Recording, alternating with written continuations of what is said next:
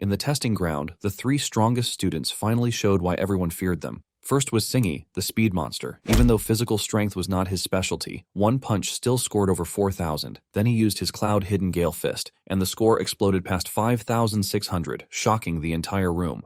Next was Xiao, the telekinetic genius. Her body was weaker, but once she condensed her spirit power into a giant weapon, her strike nearly reached 6,000. Everyone instantly understood why telekinesis was so unfair. Then came Tantuo, the combat beast with the barbarian god physique. His normal punch almost matched Singhei's martial arts score. But when he used his A-rank Bone Nether Flame Fist, the machine showed over 7,500. At that moment, everyone believed first place already belonged to him. But then Su Hong was called, the same Su Hong who ranked last during the entrance test. The students laughed, thinking he was about to embarrass himself. But the moment his fist landed, a violent wind swept through the hall, and the machine displayed over 6,500 from raw strength alone. The laughter died instantly. Then Su Hong used the same Bone Nether Flame Fist Tantuo had just shown. One punch shook the whole testing ground, covered the room in dust, and pushed his score past 9,000. Even worse, his vital blood was only 137. In other words, his level was trash, but his combat power was monstrous. And just when everyone thought the test was over, Grandmaster Qin made it even crazier. He ordered Singe, Xiao, and Tantuo to attack Su Hong together. The three geniuses thought it was insulting. They believed Su Hong would be crippled if they went too hard, but Su Hong accepted without hesitation. The fight began, and Singe tried to use his speed to blindside him. Xiao used telekinesis to freeze him. Tantuo charged in with his flame fist. For a moment, it looked like Su Hong was trapped. Then he smiled. With pure strength, he shattered Xiao's control, grabbed Tantuo's fist, caught Singhei's foot, and used the two geniuses like cleaning rags, smashing them into the ground again and again. By the time he stopped, Xiao surrendered without even fighting back. So how did this guy become so strong? Let's go back a bit. He used to train with his friend in a dojo, and his friend notices that there is something different about his skill. This is when Su Hong reveals that he broke through to the Minute of Subtlety 2 days ago. When talking about the Minute of Subtlety, it is one of the martial mastery levels of this world, and the martial techniques are divided into 5 levels. The first is the beginner, the second is the Minute Subtlety, the third is the mastery, the fourth is the greater mastery, and the last one is the perfection. Su Hong's friend is blown away by this, and he tells Su Hong that he is basically untouchable among his peers when it comes to Vajra Fist. When Su Hong's friend realizes that the dude is not getting tired from all the training they have done, he decides to back out, telling Su Hong that he needs to go home because he is not a beast like him. On his way out, he runs into their teacher Li, who is there to look for Su Hong. Li tells Su Hong about the martial examination and the need to pay 30,000 yuan to register, with the deadline being next Monday. Su Hong nervously asks the teacher if he can't give him a few more days, and the man admits that he knows all about Su Hong's suffering. He's aware that his family is in a tight spot, but there is nothing he can do to help, since rules are rules. After the teacher is gone, Su Hong continues training, and soon afterward, he is the only one left in the room. He is left thinking about his life so far. He remembers how his parents died when he was just 3 years old, and this is thanks to a ferocious beast disaster. Since then, Su Hong has been living with his aunt and uncle. Apparently, after they discovered his martial talent, they decided to support his training with everything they had, since this era gives martial practitioners enough money to live the best life. Su Hong is heartbroken that he is doing everything to become good at martial arts, but he only keeps making things worse. Later that night, Su Hong arrives at the door of the house to hear his uncle and aunt talking about how hard things are. Apparently the rent is almost due, but they are ready to delay the rent just so they can pay Su Hong's registration fee. They believe that Su Hong is such a magnificent talent that they can't hold back. It turns out that his aunt is even suffering from an incurable disease, but she is ready to stop taking her medicine so that they can save a lot of money. However, his uncle refuses, telling his wife to keep taking her medicine while he takes on another job to support the family. Hearing all of these, Su Hong almost breaks down in tears, but he is able to pull himself together, and he happily enters the house like he didn't just hear everything they were talking about. His aunt scolds him for training so late into the night, believing that he must be exhausted already. Su Hong offers to help with the task they are doing, but they refuse, suggesting that he take his rest first.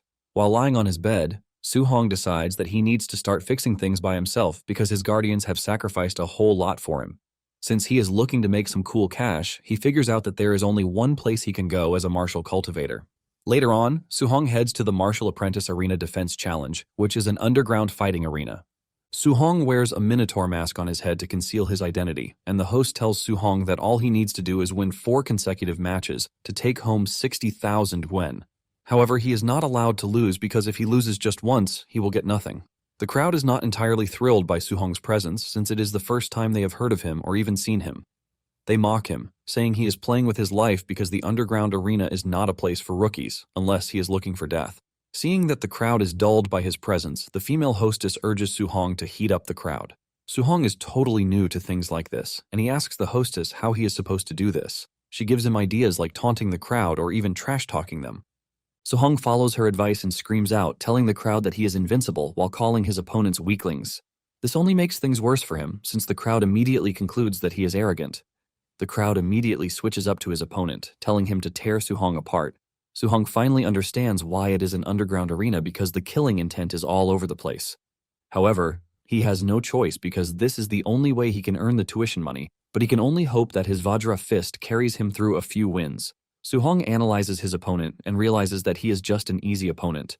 The dude makes the first move, leaping towards Su-hong with a punch, but Su-hong easily counters him by smacking his head into the ground, easily knocking him out. Su-hong raises his hand in excitement, but the crowd is not entirely pleased with his display. In no time, the next opponent climbs onto the stage and he assures Su-hong that he is going to beat the crap out of him because he was only lucky to have defeated his first opponent. With a quick analysis, Su-hong realizes that the dude is actually quite decent, and he beckons to him to charge at him. The dude leaps towards Su-hong with a fist, but this time, Su-hong meets him halfway with his own punch. With this, Su-hong figures out that the dude might be decent, but he is actually inferior to him in strength. The dude basically left himself open after one attack, and Su-hong is able to capitalize on this, landing a kick to the dude's waist to send him flying. The dude is sent into the wall and knocked out immediately, ultimately giving Su-hong 2 consecutive wins. Meanwhile, the man in charge is watching the whole thing unfold from his office, and he is surprised at how skilled Su-hong is, even though he is not even a quasi-martial practitioner. Before they know it, Su-hong has gone past his third opponent, with just one match standing in between him and 60,000 yuan. The man says Su-hong is the perfect match for fixed matches, and his junior, who is wearing a fox mask, offers to go recruit Su-hong. The man tells Mr. Fox not to reveal the fact that he has already advanced to a true martial practitioner. Meanwhile, Su-hong already sees himself holding the 60,000 yen in his hands because he believes that he can handle his opponents with his minute subtlety-level Vajra fist. Just then, the fox, who is known by the crowd as White Fox, steps into the arena, and everyone is blown away. They are not entirely impressed with White Fox's involvement because they know that he is pretty strong. When Su-hong hears that the dude is a quasi-martial practitioner, he realizes that it is going to be a tough fight, but he is not ready to lose. White Fox sees the uneasiness on his face, and he urges him to chill out, assuring him that he is going to go easy on him. The referee then starts the match, and since Su-hong can sense that he is inferior to White Fox, he decides to go all out from the beginning. Their fists meet halfway, and the force from the punch immediately tells Su-hong that he is wrong. He realizes White Fox is not a quasi-martial practitioner, but a genuine martial practitioner who deliberately suppressed his vital blood energy. Sweat runs down his body, and before he even knows what is happening, White Fox punches him into the distance with his Thunder Rush Fist technique, which is a triple resonance Thunder Rush Fist. Su-hong crashes to the ground with the attacks ravaging his body. The crowd is blown away when they see this, and they conclude that Su-hong is done for. The fight continues, and Su-hong is forced to be on the defensive. White Fox continues to taunt Su-hong, telling him to show his true self because he appears to be weak. Su-hong, on the other hand, cannot even move from where he is, and he knows for sure that if this keeps up, he is dead. He is looking for an opening when White Fox lands a punch straight to his face that sends him flying into the distance. Su-hong crashes to the ground with his face disfigured and the realization that he is slowly losing consciousness. White Fox places his leg on him, telling him that if this keeps up, he won't be able to get the prize money that was promised. However, he lets him know that he has an offer for him. He tells him to join them and starts throwing matches for them while collecting the match's full prize. Su-hong confidently tells White Fox that he is not interested in something so shameless. White Fox's tone and expression change as he tells Su-hong to rethink his decision because he can't refuse them. However, Su-hong tells them that they need to cover their faces in shame because they call themselves martial practitioners with the sort of trash stunt that they are pulling. Since Su-hong is not going to accept his offer, White Fox tells him that he is going to render him useless, so he won't be able to practice martial arts again. White Fox throws a kick at Su-hong, but the moment Su-hong realizes the gravity of what White Fox said, he pulls himself together and dodges the attack. He gets back on his feet with the fierce determination that he is not allowed to fail. White Fox is surprised to see that Su-hong can still stand even though he just took the full power of his Thunder Rush Fist. Unknown to him, Su-hong is driven by the will to become a martial practitioner so he can let his family live a good life. For a moment, he considers White Fox's offer, but he immediately trashes it again because he is not someone who would accept such a trash offer to build his future on. Suddenly, a status window appears in front of him, and the system asks him what he is willing to give for his family. Without hesitation, Suhong replies that he would give everything. An overwhelming aura swirls around his body, and he suddenly finds himself in a strange space. There is a giant golden figure in front of him who tells Suhong that he is going to give him a chance. Suddenly, a golden status window appears in front of Suhong, which displays Suhong's stats and techniques. Suhong wonders if it is a touchscreen, but he immediately confirms that it is with just a touch of his hand. He checks out the task section, where he finds a task named Path of the Arena. He is expected to hone his martial arts in that space and then return outside to deal with White Fox. Since it is the newbie tutorial, he is informed that there is no reward for it. Suhong is wondering what the task is all about when his clone appears behind him and throws a punch at his head. Suhong barely dodges it and realizes that his clone is using the same skill as him. In fact, his clone's skill appears to be even more refined than his, which is more or less a textbook standard.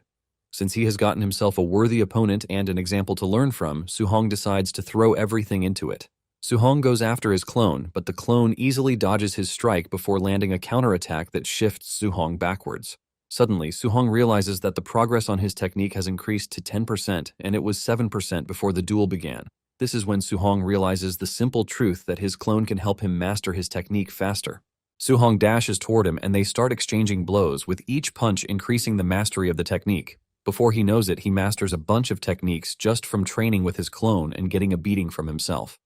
After a rigorous session, he finally gets a congratulatory message from the system telling him that he has completed the task. He is asked if he wants to return to reality, and he says yes. Back in reality, White Fox believes that Suhong is just playing around by acting all cool and mysterious. He dashes towards Suhong, swinging a punch at his face, but all he catches is Suhong's afterimage. Suhong easily dodges the dude's attack while telling him that he is too slow. The next thing that White Fox knows is a punch coming straight at his face, shattering his mask while reconfiguring his facial bones. Just one punch from Suhong knocks White Fox to the ground, with the crowd going totally nuts about it. Suhong then turns to the hostess, asking her when he is going to get his money because he just won his 4th match. The lady is totally startled by what she just witnessed, and she takes her time before announcing Suhong as the winner, while revealing that he is going to be given the 60,000 yuan reward. The owner of the establishment is blown away by what he just witnessed, leaving him to wonder how a martial apprentice is able to master the Vajra fist technique. The man then tells 2 of his men to follow Suhong so that they can find out who he is. On his way back home, Suhong quickly catches on to the fact that he is being followed, and he wastes no time engaging in a maneuver tactic that throws the dudes off his tail. They are left wondering where he disappeared to, but unknown to them, he is hanging right above them. An hour later, Suhong returns home, and he gives his guardians the money he just made. They are shocked when they see this, and they ask him where he got the money from. Suhong lies that he made the money from being a sparring partner at the dojo where he works. He adds that they have decided to sponsor his training because of how talented he is, and the uncle is surprised to hear this, since he once complained about how stingy the dojo is. Suhong calms the 2 down, asking them if they don't trust him. The 2 immediately come to their senses, agreeing that their nephew would never lie to them. Later that night, Suhong heads to the roof to think about how good the day went. He has been able to sort out the martial examination registration and even figure out his rent.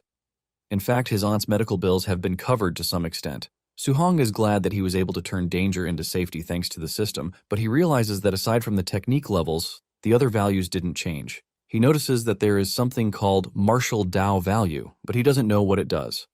The system tells him that defeating an opponent that is above his level would give him 67 martial Dao value points, and this can be used to increase vital blood and martial techniques, so he should use it wisely.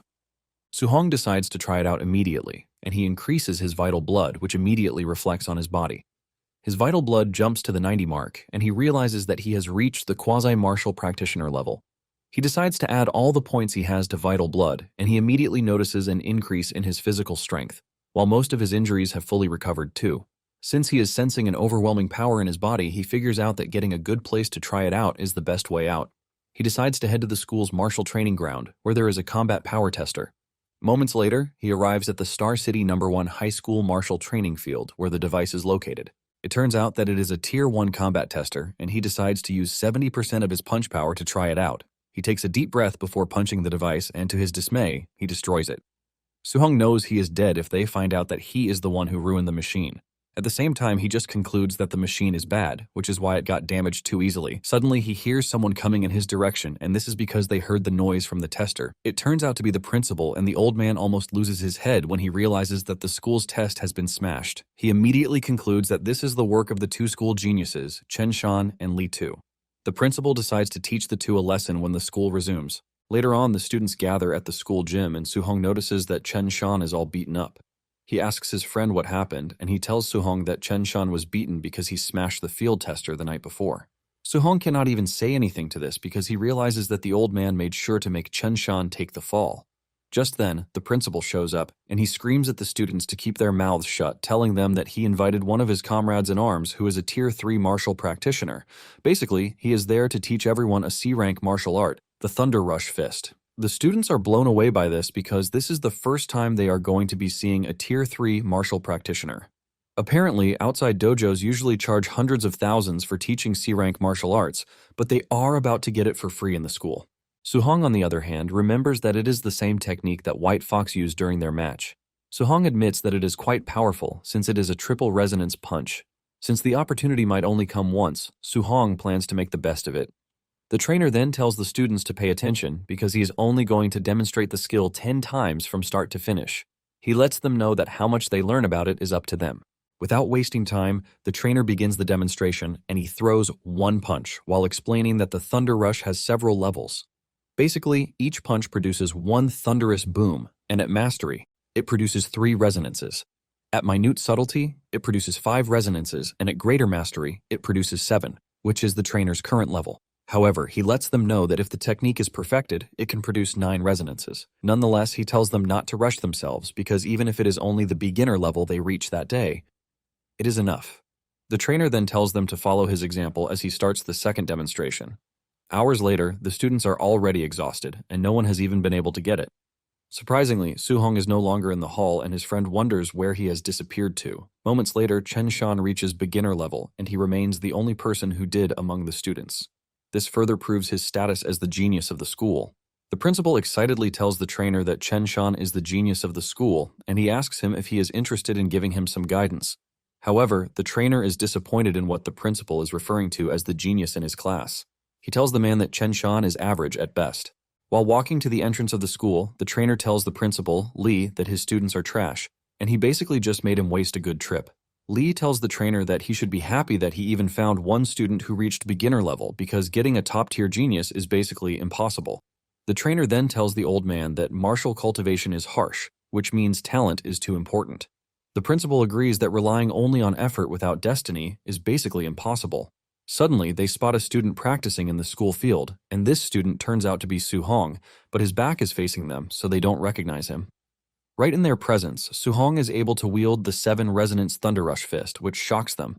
The trainer asks Li about Su-hong, but he doesn't even know he has someone that talented in his school. They are further shocked when they realize that Su-hong has reached greater mastery in what the trainer just showed them some hours ago. Just then, Li notices that the trainer is standing still, as if he is trying to understand something.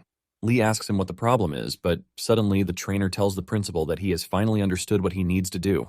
He clenches his fist and throws a punch to activate the 8 resonances, which shocks Li. Li can't believe that the trainer just broke through right there, and the man reveals that watching Su-hong just gave him inspiration. He admits that he might never have been able to break through if not for him. However, he suggests that they ignore all boring conversations and just find out who the student is. They rush into the field, but to their surprise, Su-hong has already vanished. As he walks away from the school, Su-hong expresses his surprise at how exhausting it is to cultivate a C-rank technique. Since his Thunder Rush Fist has already reached perfection, he figures out that he has to find a way to earn martial Dao value to break through to martial practitioner as soon as he can. He wonders if he is going to gain points if he spars with someone instead of risking his life in a life-or-death situation. Later on, Su-hong arrives at the Thunder Dojo, where he works part-time. Upon entering the dojo, his friend asks him why he is there that day, and Su-hong replies that he is just there to get some practice. Meanwhile, a purple-headed student is busy arguing with another student. Su-hong asks his friend what the issue is, and he reveals that the new instructor is the purple-head's teacher. Basically, the instructor is pretty strong, but he looks down on commoners as if they are not humans. The purple head is Lian, and he is also pretty strong. Lian is about to beat up the student he is arguing with when Su-hong grabs his arm, telling him to chill out. Lian is pissed that a regular dude just grabbed him, and he demands to know who he is. In fact, he tells Suhong to fight him one-on-one in the arena if he thinks he is a big shot. Suhong doesn't hesitate before accepting the request, but the instructor enters at the right time to ruin everything. He tells them to get ready for class, and Lian taunts Suhong, telling him that he literally got lucky. The instructor then reveals that it is his last day teaching the students the furious sea spear art, which he is only going to demonstrate once, just like he's always done. Deep down, the instructor doesn't expect any of them to learn it since he believes that they are all trash. The instructor does as he promised, and he demonstrates the move just once, but Suhong is able to lock everything into his memory. The instructor walks away, telling the students that the rest is up to them, but they scream at him, telling him that he only demonstrated it once. While they are all arguing and protesting, Suhong proceeds to try out what he just crammed into his brain. To everyone's surprise, Suhong gets it really well, leaving his peers in shock. The students start believing that they are really stupid, which is why they can't learn it. Just then, Leon enters the room again because he can hear the students' excitement from the other room. He is surprised to see that Suhong has actually learned the technique, and he decides that he has to test the dude's depth if he is really a genius. Leon calls Suhong's attention, telling him that he would like to give him some pointers on the spear art. Suhong agrees to this, and this gets Suhong's friend really worried. He tells Suhong that even though Leon is arrogant, he is actually strong. Suhong then tells his friend not to worry about him, and Suhong points his spear at Leon, taunting him. Leon is pissed at how arrogant Suhong is, and he dashes at him with his technique, but Suhong meets him halfway with a pretty good technique too.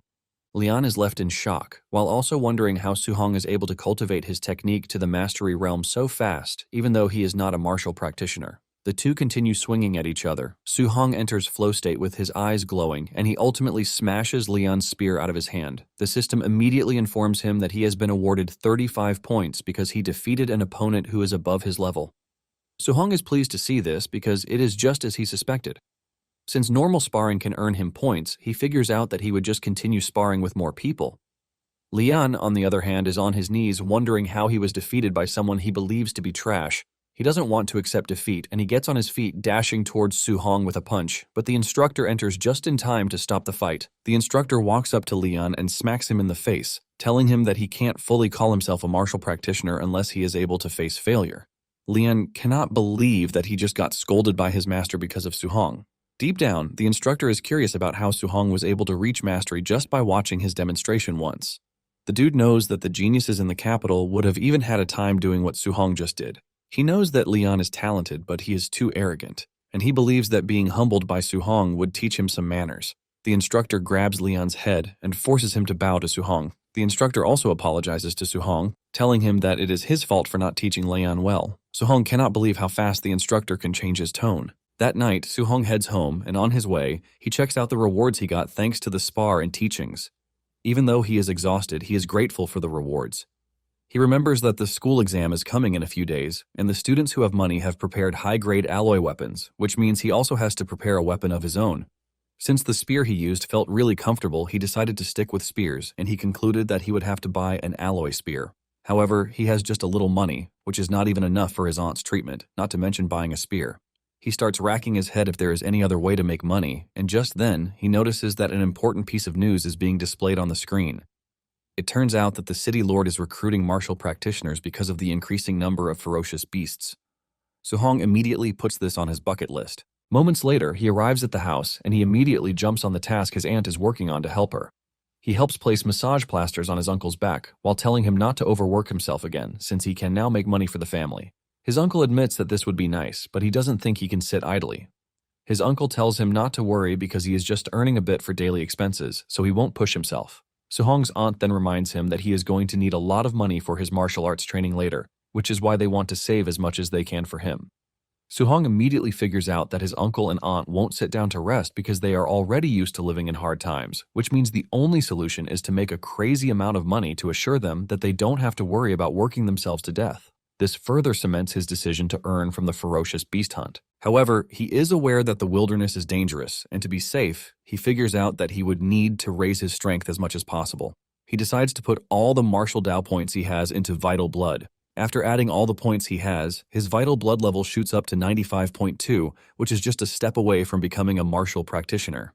After 2 full days of working really hard, Suhong is able to bring all of his martial techniques into perfection. Since his preparations are now complete, he figures out that it is time to leave the city to hunt beasts. That Saturday, Suhong heads to the Star City Martial Practitioner base, and since it is his first time coming there, he is surprised at how far it is. Upon entering the base, she realizes that it is filled with martial practitioners that one won't see every day. Suhong picks up a manual where he learns of the points awarded to each ferocious beast defeated from Tier 1, early stage, down to the late stage. It turns out that after killing a ferocious beast, one is required to cut off its left ear as proof or the kill won't be counted. He is looking around when he notices a group entering the base. The big guy among them carries a big bag on his back which is obviously filled with left ears. The arrival of the group catches everyone's attention, and leading the group is a blonde-haired fellow, Suhong notices something strange about his aura and his outfit, which makes him believe that is White Fox from the underground arena. It turns out that the practitioners don't really like Ye, and most of them would have beaten him up if his uncle wasn't the base manager. Ye soon notices Suhong standing in the distance, and they lock eyes. Suhong immediately figures out that he has to worry about humans while also worrying about beasts. After he is done settling his affairs, Suhong tells the official that he is heading out alone, and the official believes that Suhong is just going to die in the wilderness because he is trying to prove that he is tough. As he steps into the woods, Suhong makes a decision to return with a bag full of monster ears. 2 hours later, Suhong is already getting frustrated because he has walked around without sighting a single beast. Since he's walked around the outskirts with no luck, he decides to go deeper into the forest. He hasn't even gone that far when he runs into a phantom moonwolf, which is a Tier 1 early stage ferocious beast. It is his first time seeing one physically, and the beast wastes no time leaping toward him with clear intentions of tearing him apart. With the beast charging in recklessly, Suhong meets it halfway with a powered punch that sends it flying into the tree. With just a punch from Suhong, the monster is sent to the afterlife. Even though he is trembling, Suhong cannot help but admit that it was a thrilling experience more than he imagined. He realizes that with his current strength, he can kill a Tier 1 early-stage ferocious beast in one move, which leaves him wondering how he would fare against a Tier 1 mid-stage. Meanwhile, he is being stalked by another monster that is watching from deep into the woods. Suddenly, the monster makes its move, and it turns out to be a furious black bear, which is a Tier 1 mid-stage ferocious beast. It leaps toward Suhong, aiming to catch him off guard, but Suhong takes it down relatively easily too. With this, Suhong concludes that he is not in any sort of danger as long as he doesn't run into Tier 2 ferocious beasts. Suhong cuts off the bear's ear, and he smiles because he has just secured 3,000 bounty. Just then, the system tells him that he now has enough martial Dao points to break through to a martial practitioner. Suddenly, he feels an overwhelming presence in the distance, which catches his attention. This leaves Suhong wondering what type of beast could emit such a terrifying presence. He decides to go check it out, and he dashes toward where the aura was coming from. By the time he gets there, he finds a group of martial practitioners getting torn apart by a scary black jade giant python, which is a Tier 1 late-stage ferocious beast. One of the martial practitioners tries to block the serpent with his shield, but he gets smacked into a rock, ultimately relieving him of his life debt. Before he knows it, he realizes that the snake has locked onto him. The snake rushes at him, forcing him to frantically leap backward. However, the snake is so fast that it is able to close the distance in no time, landing a hit that causes Suhong to cough up blood. Suhong cleans the blood in his mouth, and he grabs the spear of one of the dead practitioners, telling the dead fellow that he would like to borrow his spear. Suhong then stands fearless in front of the snake, but this only makes the snake even angrier. The snake comes after Suhong with ferocity, forcing Suhong to run. Basically, defeating this type of monster would take a bunch of martial practitioners working together. However, all of his martial techniques have reached perfection, and he can easily kill a Tier 1 mid-stage furious black bear, so he believes that he has a chance against the python. Suhong engages his movement techniques to try to get the edge over the snake before hitting it with spear art.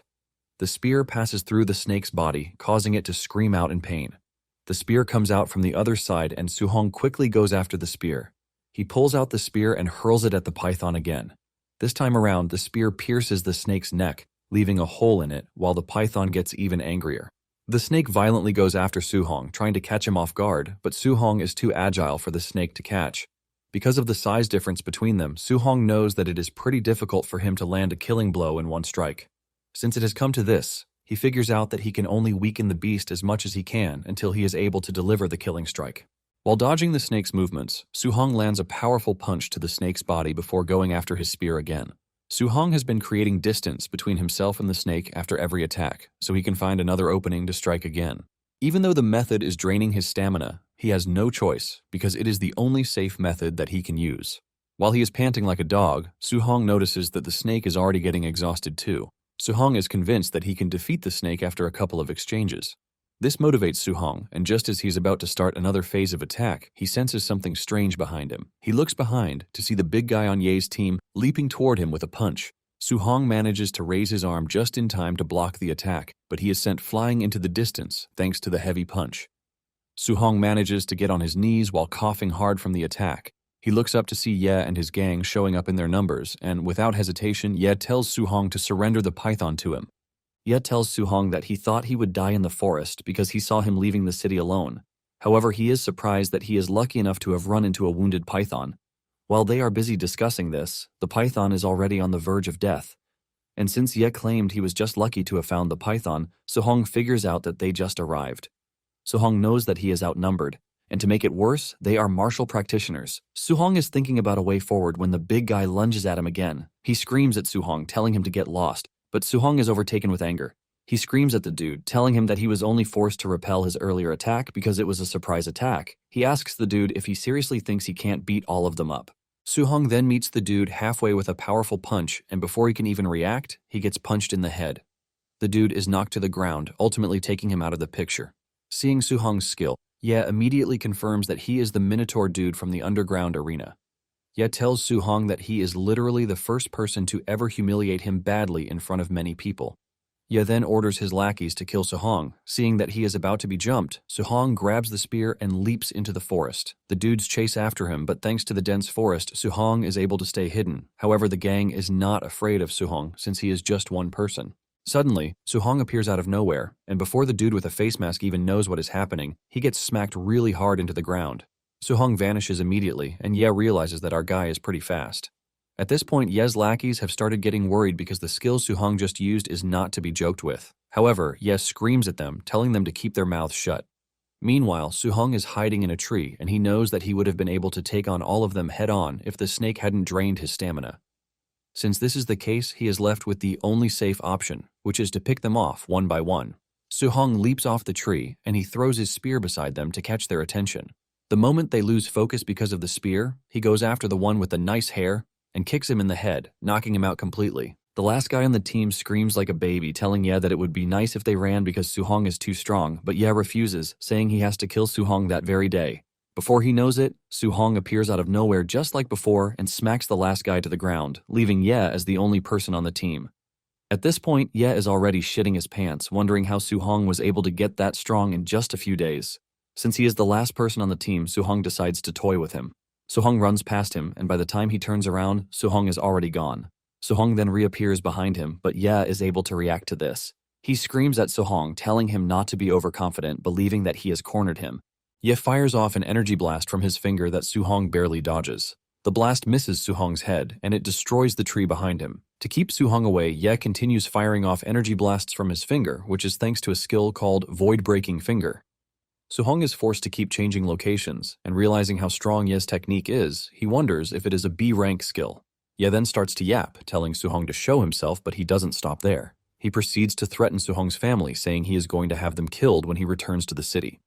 This turns out to be his biggest mistake, as Su-hong immediately goes into frenzy mode. He ignores the essence of fear, and he dashes toward Ye's position. Ye is still boasting about his connections when a bloodthirsty Su-hong appears behind him with a powerful punch. He tells Ye that he actually preferred his arrogant self before punching him so hard in the head. Ye's head almost twists from his body as he is sent flying into the distance before crashing into a wall. Su-hong looks like a demon straight from hell as he walks toward Ye, telling him that he should have left his family out of it. With blood pouring out of his body like water, Ye asks Su-hong how he got this strong, which is supposed to be impossible. He is still asking stupid questions when the black python appears behind him and smacks him into the ground with its giant tail. The snake then turns its attention to Su-hong, and it looks angrier than before as it screams at Su-hong.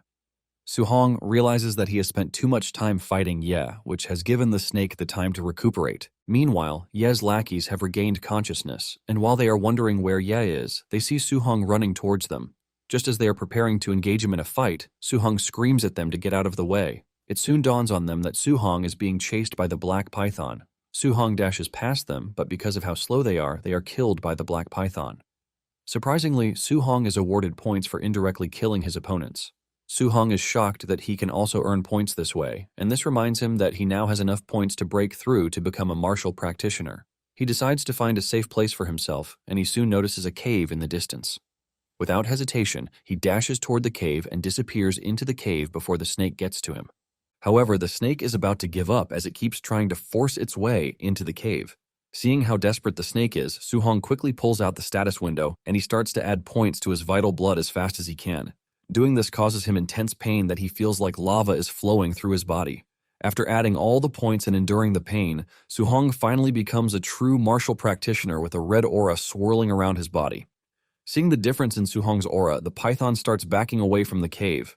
However, Su-hong goes after it, landing a punch to the snake's head that sends it into the air.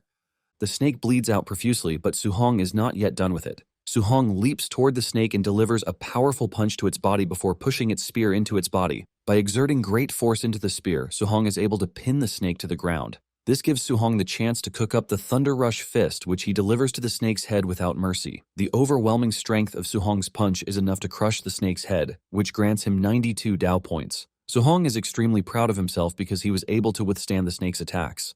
When it is time to cut a proof for the snake's kill, he is left confused on what to do, since snakes have no ears. Nonetheless, he figures out that returning to the base is the most important thing.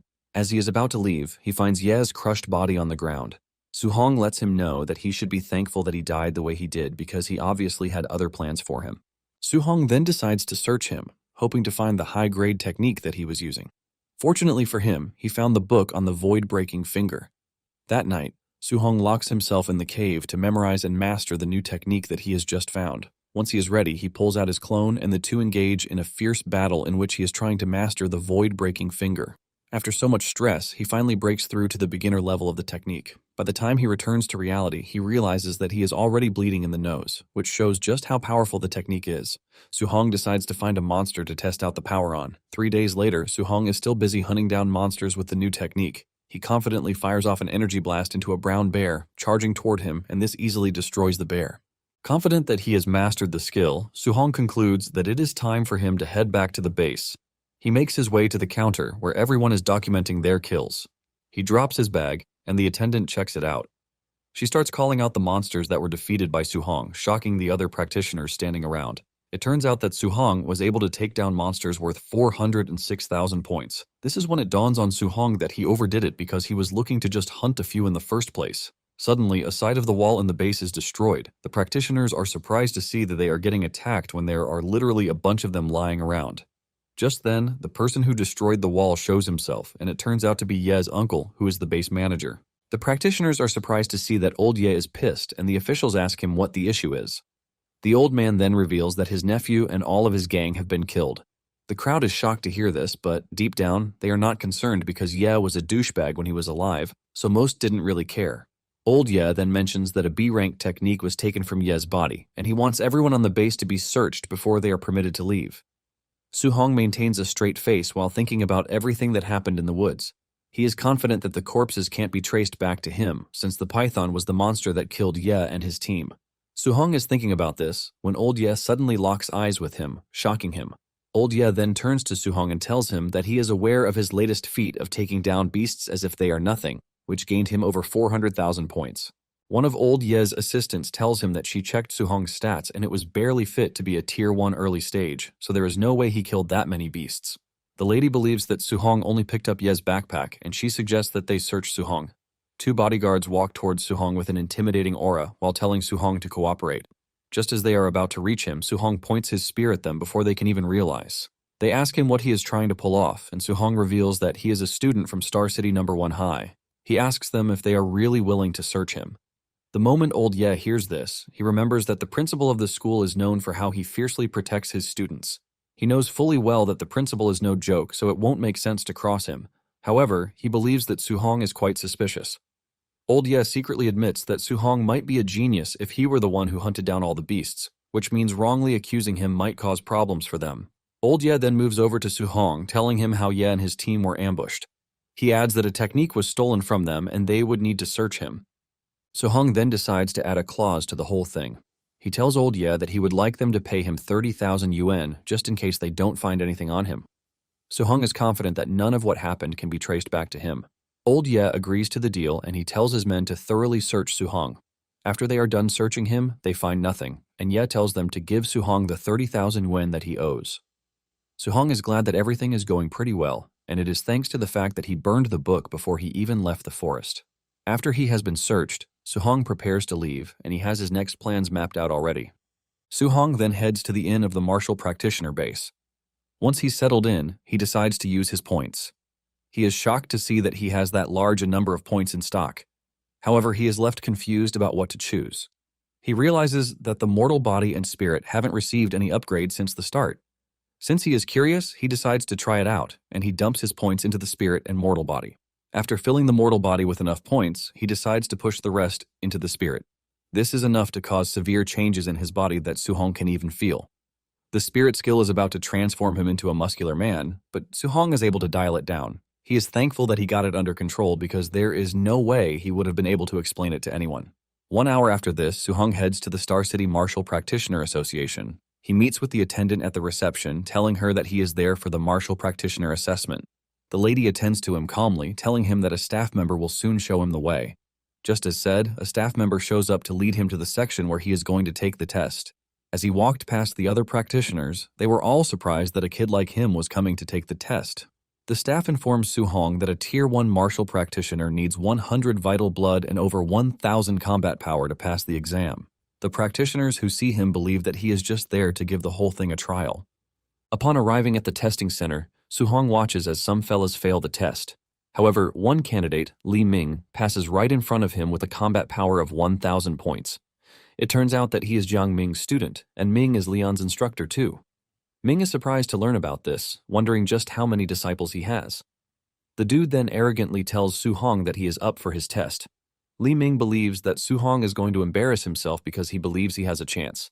Suddenly, his arrogant behavior is watered down when he learns that Suhong passed the vital blood test with 123 points.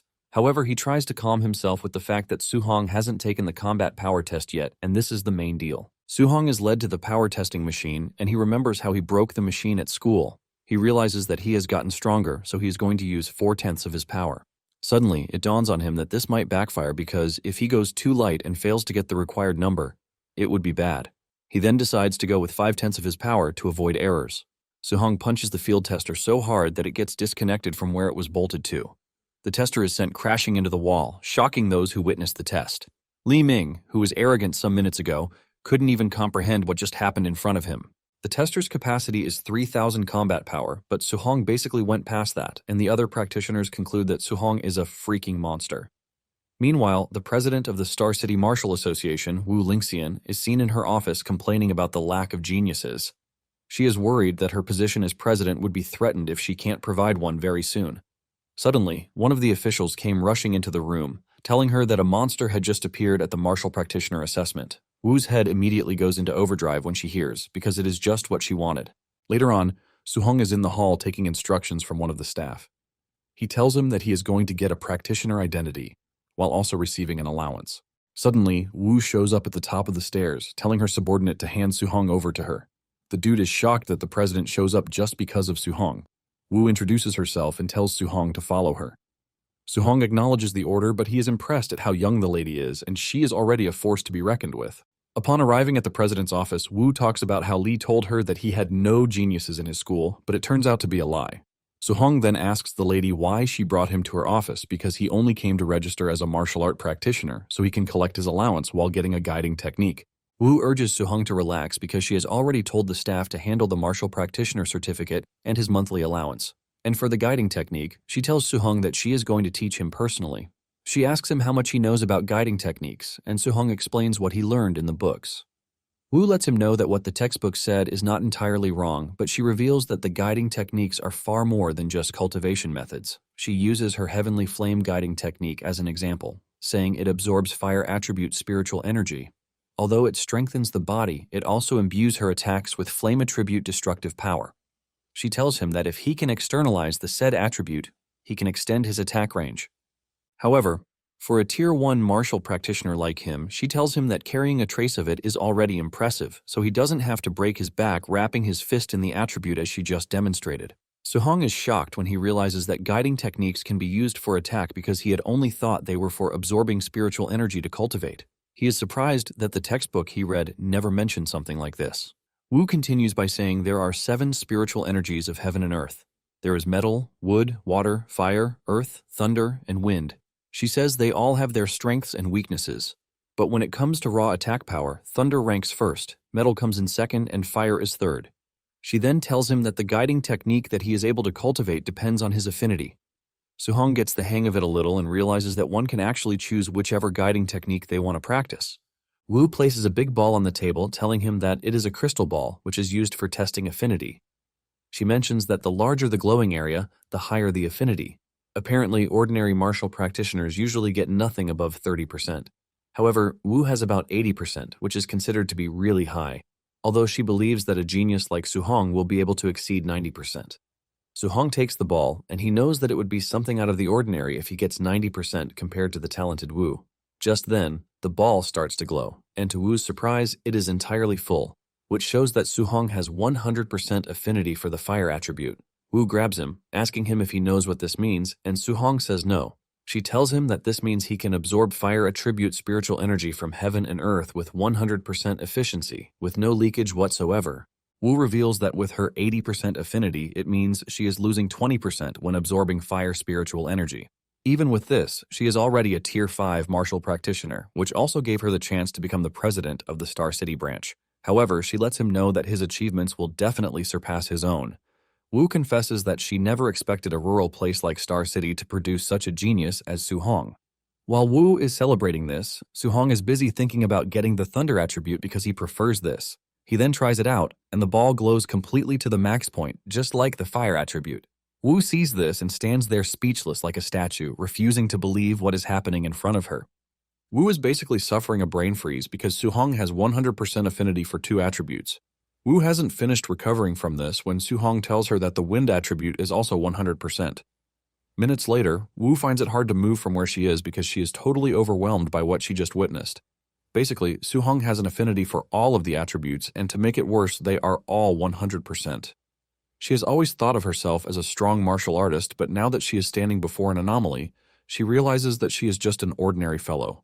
A flashback scene shows Wu taking on a giant monster that was ravaging the city, and it then dawns on her that to defeat such an overwhelming existence, someone with an equally scary power is needed.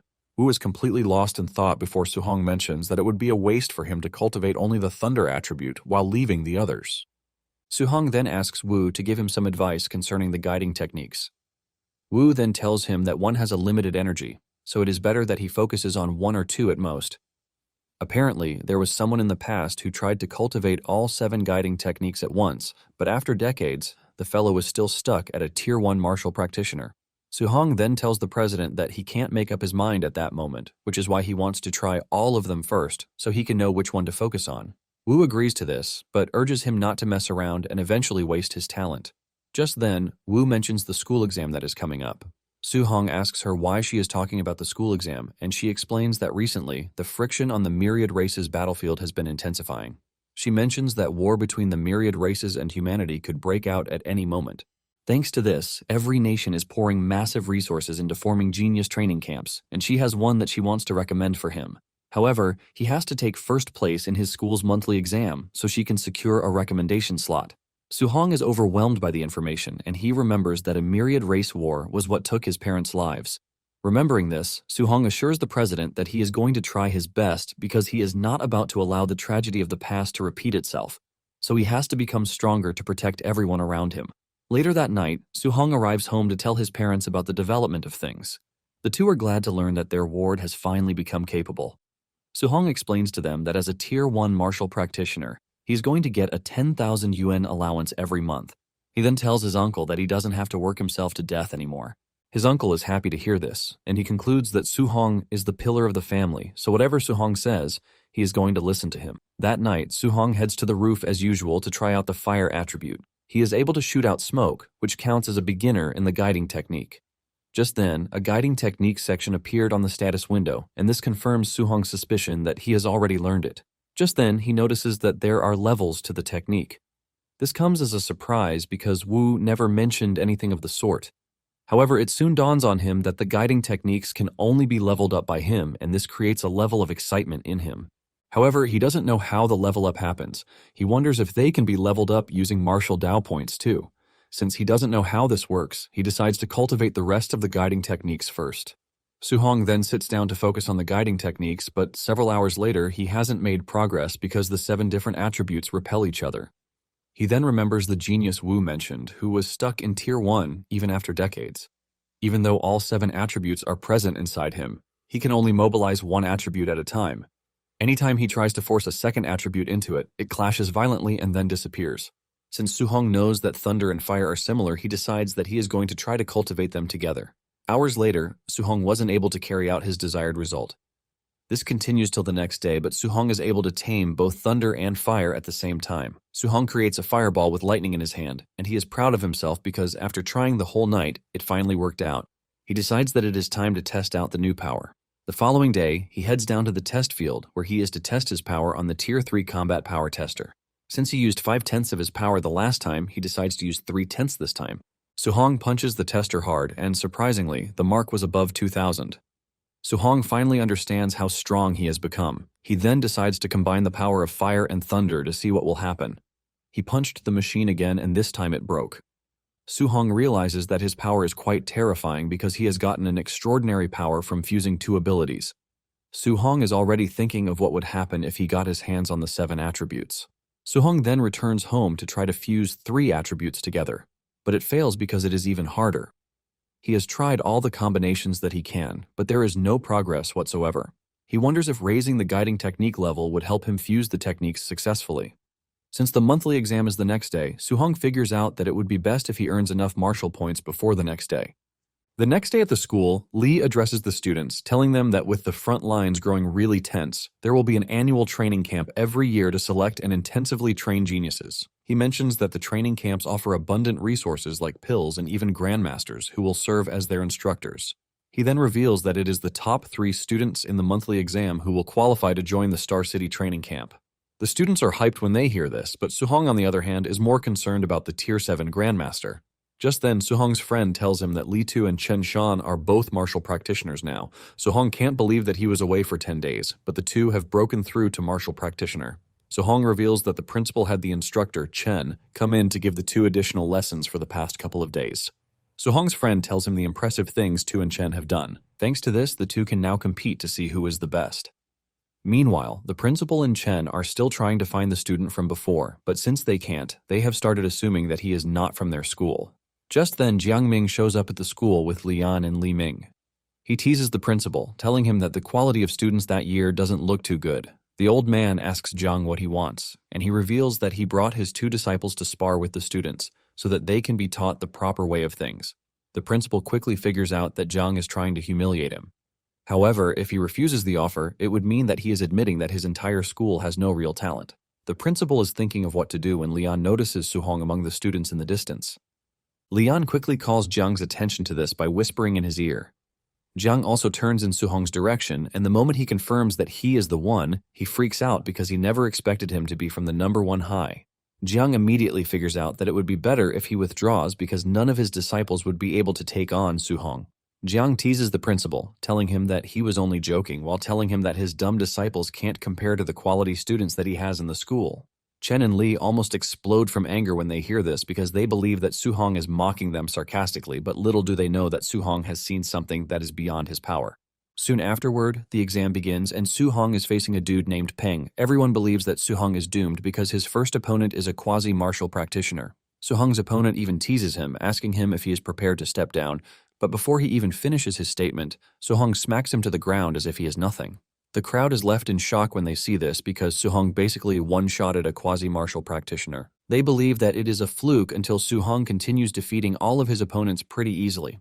Before they know it, he has reached the finals, leaving the adults wondering where he came from in the first place. Li blames himself for not noticing such an incredible talent all this time. The instructor then mentions that he must have seen Suhong somewhere before because he looks really familiar. Meanwhile, Chen Shan and Li Tu are still fighting each other to know who is going to get to the finals. Because of how equal they are in strength, it is hard to say it is a particular person who will win. While they are busy fighting, they are still taunting each other about who is the strongest and who is the second strongest in the school.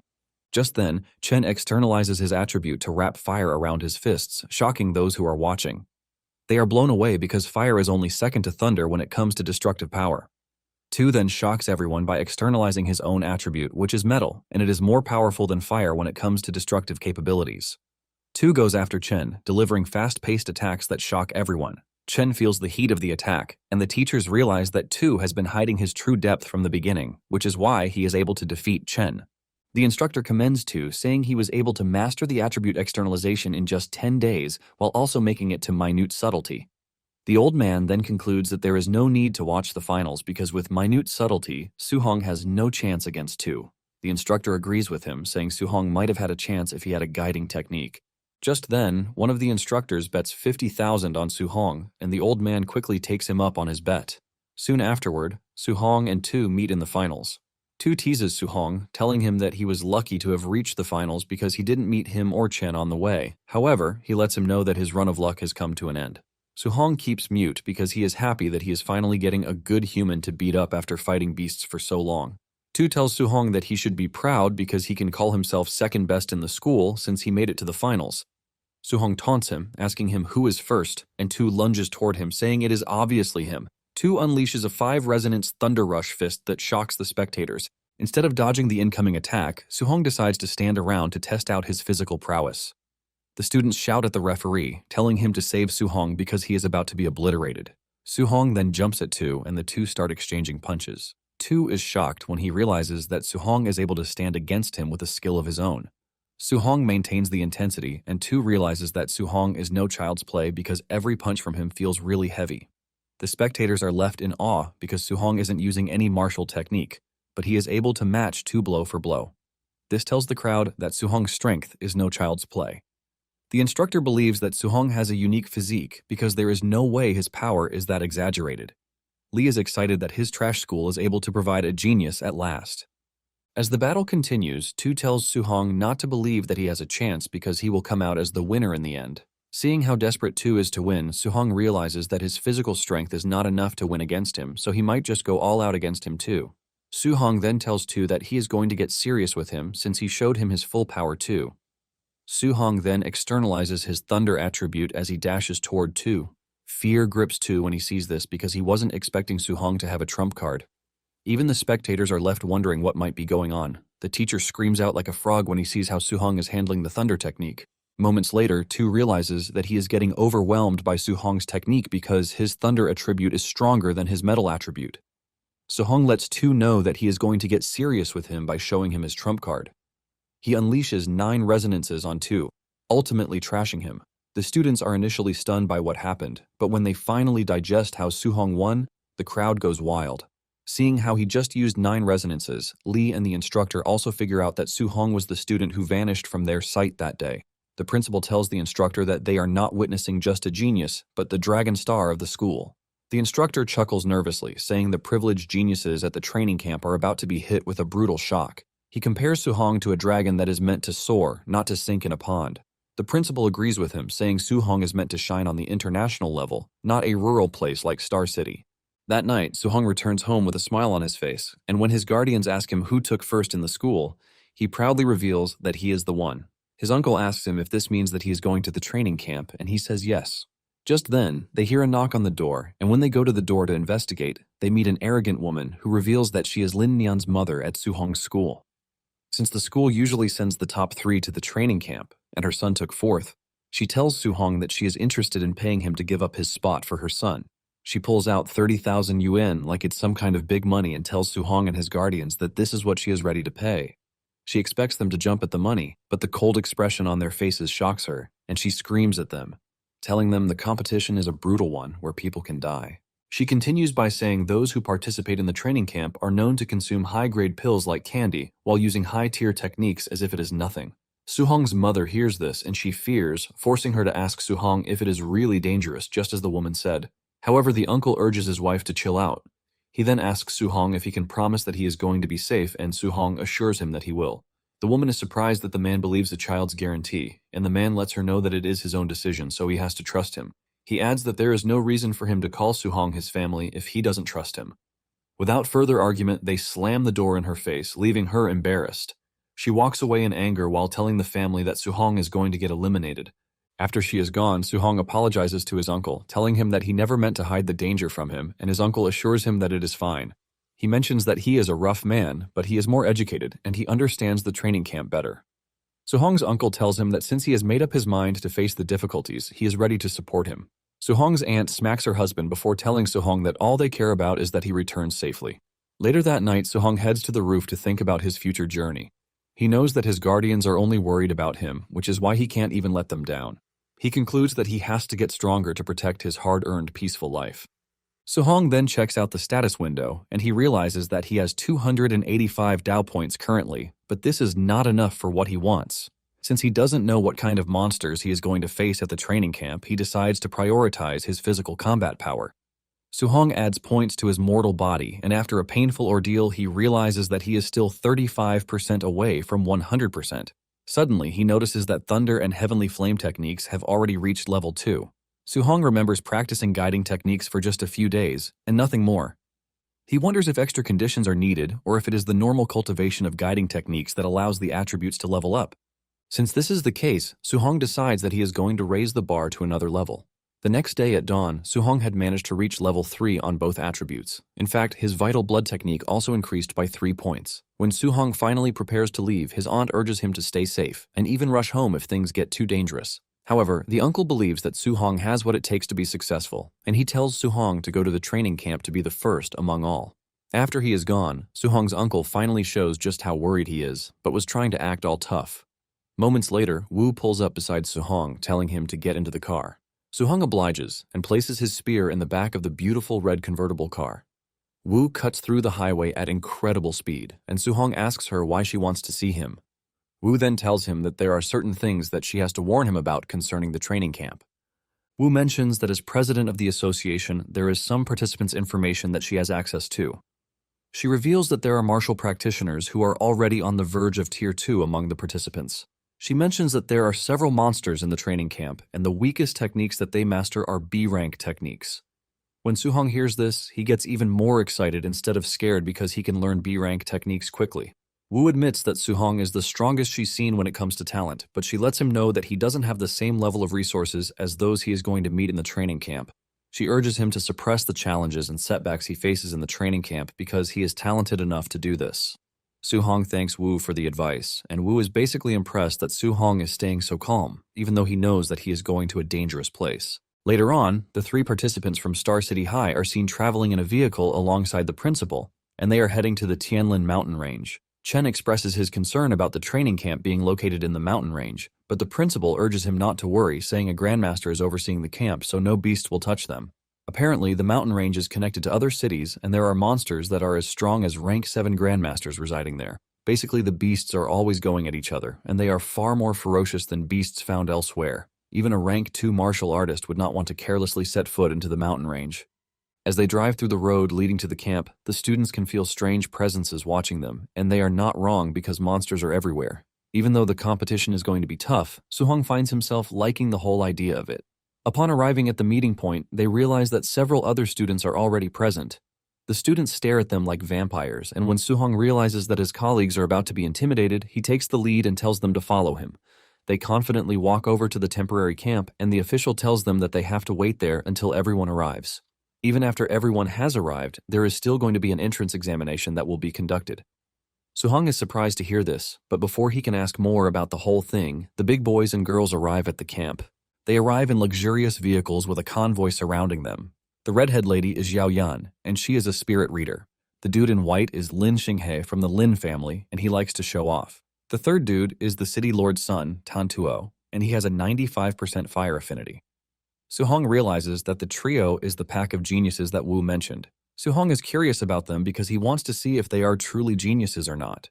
With everyone present, the official decides that it is time to lay out the rules of the training camp.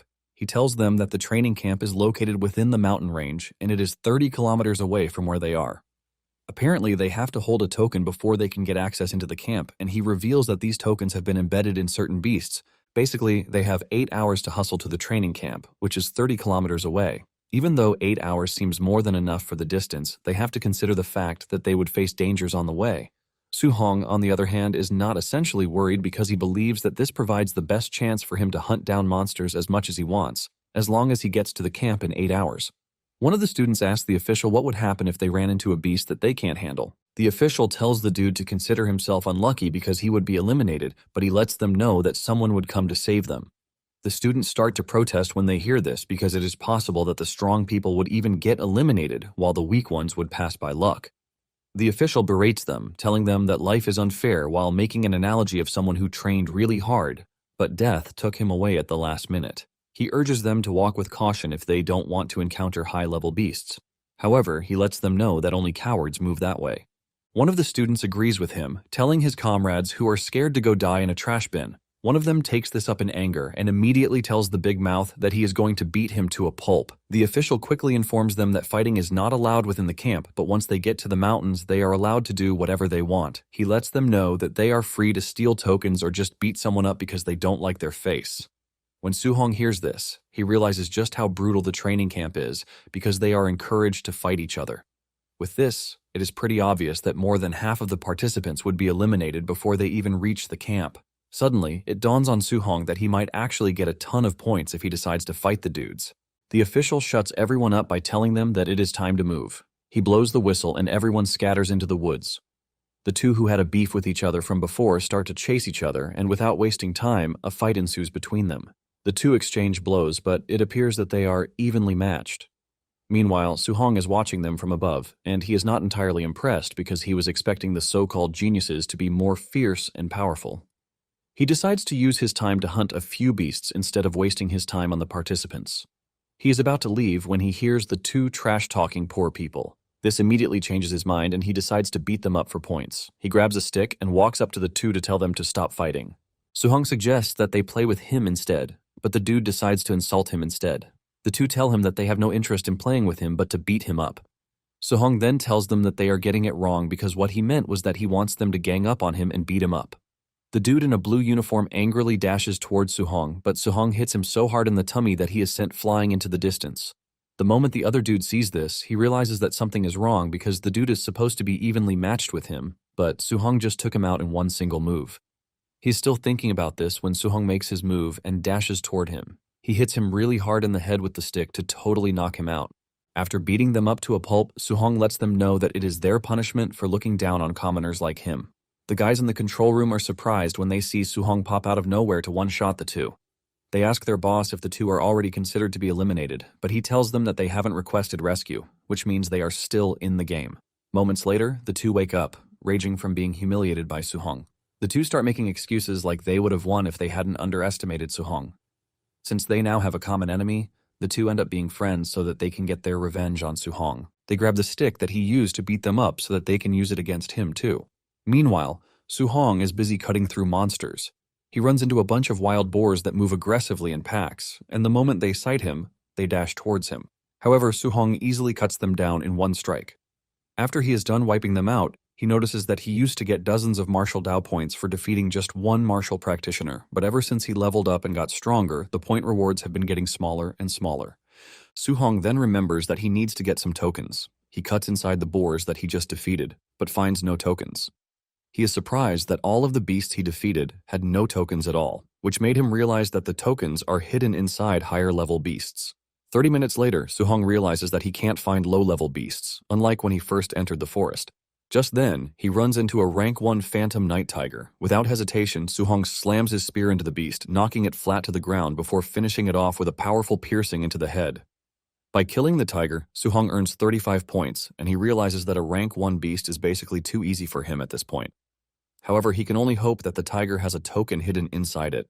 After rummaging through the beast's insides, Suhong finally finds a token, which confirms that the tokens are hidden inside high-level beasts. Since it took him 3 hours to run into a high-level beast, Suhong concludes that the deeper he goes into the mountain, the higher the beast's rank. At the same time, there are a few of them. Suhong figures out that earning low-level monsters will give him more points because there are a lot of them to hunt. Suhong basically switches to a quantity over quality situation, and since there are 5 hours left in the assessment, he decides to max out his mortal body progress. Suhong takes his hunting seriously as he ravages the forest, rooting out monsters like weeds. He fights a bulk load of monsters before finally running into a bear, which is a high-level beast, but he also defeats this monster relatively easily. He punches the bear into a tree before going after it like a maniac. All the beast sees is a scary man charging at him with an unforgivable punch. The punch is so powerful that it takes the life of the bear and even destroys the tree behind it. Suhong is pleased with his progress so far because after raising his mortal body to 60%, he can now kill a rank 1 mid-stage beast, relying solely on his physical strength. He notices that he has earned 254 martial Dao points already, which means he can max out his mortal body progress with 100 more points. Realizing that he has 3 hours left, Suhong decides to gather as many points as he can. Suddenly, he hears a strange noise in the distance, and this catches his attention. Suddenly, a giant golden beast appears right above him, leaving him to wonder what sort of beast it is. He has a faint idea of what beast it might be, and it is the legendary Golden Rock Beast King. He is staring the beast in the face when it unleashes its aura. Suhong is forced to hold onto his sword while his legs tremble just to make sure he doesn't get flung away by the shockwave coming from the beast flapping his aura. Suhong is forced to leap behind a rock just to escape the beast's terrifying aura. This immediately tells Suhong that he is still really weak because in recent times he's been cocky about his strength. However, this has given him a reality check because in front of the real deal, he is nothing but an ant. Suddenly, he notices a ball of light in the distance, and this light appears to be human. This human is a rank 7 Grandmaster, and his name is Qin Tianli. Qin tells the beast that he would like to borrow his territory in the meantime so he can leave.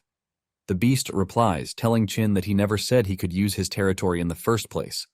Since he is acting all tough, Qin tells the beast that he is just going to have to beat him into submission. Qin dashes toward the beast and punches him so hard that he screams out in pain, but the Grandmaster tells him to shut his mouth because he is not yet done with him. Qin delivers several painful blows to the beast's body to show him who is the boss. After he has beaten the beast to his satisfaction, Qin tells the bird to make himself scarce because he would not like to repeat his words. He tells the Beast King to vanish that instant because he is now taking over his land. The Beast King ends up running off while threatening a rematch, but Qin tells the beast to stop yapping. Qin then uses his overwhelming aura to communicate to the applicants, introducing himself while also revealing that he is in charge of the assessment. He assures them that they have nothing to worry about because he is going to protect them. Seeing just how powerful Qin is, Suhong immediately raises his standard. Moments later, Qin returns to the camp, where the rest of the instructors are waiting to welcome him. They commend the Grandmaster for being so powerful that he beats up the Golden Rock Beast King, which is known for its formidable physical strength, into submission. Qin tells the group to stop flattering him and just come with him to the control room to see those who withstood the beast's aura. Upon entering the control room, they watch a playback of what happened when the beast unleashed its aura. Qin realizes that Tantuo was able to withstand the aura by maintaining his ground. Qin asks for his details, and one of the instructors reads out Tantuo's file. Qin is surprised to learn that Tantuo is the son of the city's lord who is always birthing trash. Qin cannot believe that the dude finally got to give birth to a talented kid in the long run. Singi, on the other hand, used his impressive footwork to escape the beast's aura, and according to reports, he has 96% affinity for the wind attribute. And for Zhao, who is a telekinetic user, she is able to withstand the beast's aura with her mental powers. After watching the trio, Qin realizes that they have incredible talents, but he wants to know if there is anyone else who has withstood the beast's aura. His assistant starts calling out names of those who actually managed to withstand the aura. After a long, boring list, the assistant tells Qin that the people she just mentioned all have Tier 1 strength, which is why they didn't lose consciousness against the beast's aura. Qin is not entirely impressed since they are all from major families. He wants to know if there is anyone from a normal background who managed to withstand the beast's aura. His assistant tells him that the students from the regular schools are only at early stage Tier 1. She is about to start taking a deep dive into Star City High when Qin stops her, telling her that he's heard enough because the school doesn't really live up to its name. Suddenly, the other instructor notices Suhong on the screen, taking out monsters. He had basically just endured the beast's aura, but he still had the energy to hunt beasts. The lady instructor decides to check him out, and she suddenly freezes in fear as she mentions that Suhong is a freaking monster from Star City High. The other guy believes his colleague is overreacting, and he grabs the report from her to see what she is overreacting about. Just to look at the report, the dude suffers a brain freeze. Qin wonders why the two who are Tier 5 martial artists are shaking at the sight of a report. Qin decides to check out the report, but he also panics the moment he sees what Suhong is capable of. In fact, he doesn't want to believe that Suhong is a freaking human at this point. Suhong basically has an affinity for all of the attributes, which makes him a different kind of monster entirely. In the report recommendation, everything Suhong is capable of is included, and it is also noted that he is currently cultivating all 7 attributes. Excitement grips Qin because he wasn't expecting a talent like this to emerge from a rural area. Qin screams out in excitement, saying they have just hit the jackpot of the millennium. Just then, he mentions something that is totally weird. He points out that Suhong's vitality is only 120 points, and for his talent, it is quite weird. The lady instructor then reminds Chin that Suhong is cultivating the 7 attributes together. The man freaks out, saying this is why Suhong is stuck, because even a god would be ruined by this. He wonders if Wu didn't explain how things work for him. Just then, an assistant shows up to tell them that the students have started to arrive. Chin rushes outside to inspect them, and just as expected, the 3 super geniuses are the first to get to the camp because they were able to get to the camp 6 hours after the exam started. Soon afterward, more applicants keep coming in, and with 30 minutes left, all the applicants have supposedly arrived at the camp except Suhong. The other applicants believe that whoever hasn't shown their face with just 30 minutes left on the clock doesn't deserve to be in the training camp. Deep down, Chin is wondering why Suhong hasn't shown his face just yet. Chin starts to get worried that the precious gem he just discovered is about to get lost again. Just when the clock is about to run down, Suhong shows up in the distance. He was totally locked in on farming points that he lost track of time, and thanks to this, he is covered in blood and beast's insides from head to toe. When the other applicants see him, they start making fun of him, believing that he had it tough, which is why he appeared filthy. The 2 simpletons who wanted revenge on him also made it, but they decided to wait until the training camp to get their revenge on him. As the clock hits the 8-hour mark, the official gathers the applicants to tell them that whoever hasn't shown up at that point has failed the exam. Since they are all present, he figures out that it is time to explain the rules of the training camp to them. He reveals that there are several major facilities in the training camp, which are the gravity training room, the footwork training room, the beast combat, and the martial arts pavilion. He reveals that in the martial arts pavilion, one can exchange for martial arts, footwork techniques, pills, and weapons up to A rank. When Suhong hears this, he concludes that coming to the training camp is actually the right choice. However, using any of these services requires them to spend their contribution points, which can only be earned one way. The only way to earn these contribution points is to pass the various training courses, and passing them with flying colors will earn extra rewards. Since it is already getting late, the official tells them that they are free to go and sleep, but they can also go train if they want. He tells the injured students to follow him to the dormitories, and Suhong heads to the dormitory. Suhong enters his room, and he is pleased to find out that it is a single room, which means he has his privacy with no one watching him as he cultivates. Suhong then gets on the bed as he prepares to max out his mortal body, since he now has enough martial points to do so. Suhong inputs all of the points into the slot, and this generates a lot of heat that almost turns him into lava, but in the end, he gets a successful evolution. Suhong feels so much power running through his body, but he manages to block it from going haywire. By the time he is done, Suhong can feel the intensity of the power and how good it feels. He checks the status window and realizes that he has been given a strength title, which is Overlord Body. This is believed to be the strongest physique in terms of strength, but since his spirit tier is currently 0%, he is confident that it means that the technique can still be upgraded. Suhong admits that the special physique is quite incredible, and he decides to test out just how much strength the Overlord skill has. Suhong grabs his spear to head out to training, but to his surprise, the spear snaps from a casual snap. Suhong sighs in pain because C-rank alloys are quite expensive, and he paid a big sum to get this. Suddenly, it dawns on him that he didn't actually buy it because he picked it up. He figures out that he would need to gather enough contribution points as soon as possible to exchange for an A-rank alloy spear. Suhong wonders just how many kilos he would be able to handle if he wears a weighted vest to earn contribution points. Meanwhile, at the warehouse, Tantuo is moving around with a 3-ton weighted vest, and he claims that it is even light. The other applicants are left in awe as Tantu shows how impressive he is. Basically, they have all the rights to be amazed because a normal Tier 1 martial artist can handle only a few hundred kilograms. Even Xiao and Xinghe admit that Tantuo's strength is something else. Even Qin and the others who are watching from the control room are impressed by his brute strength.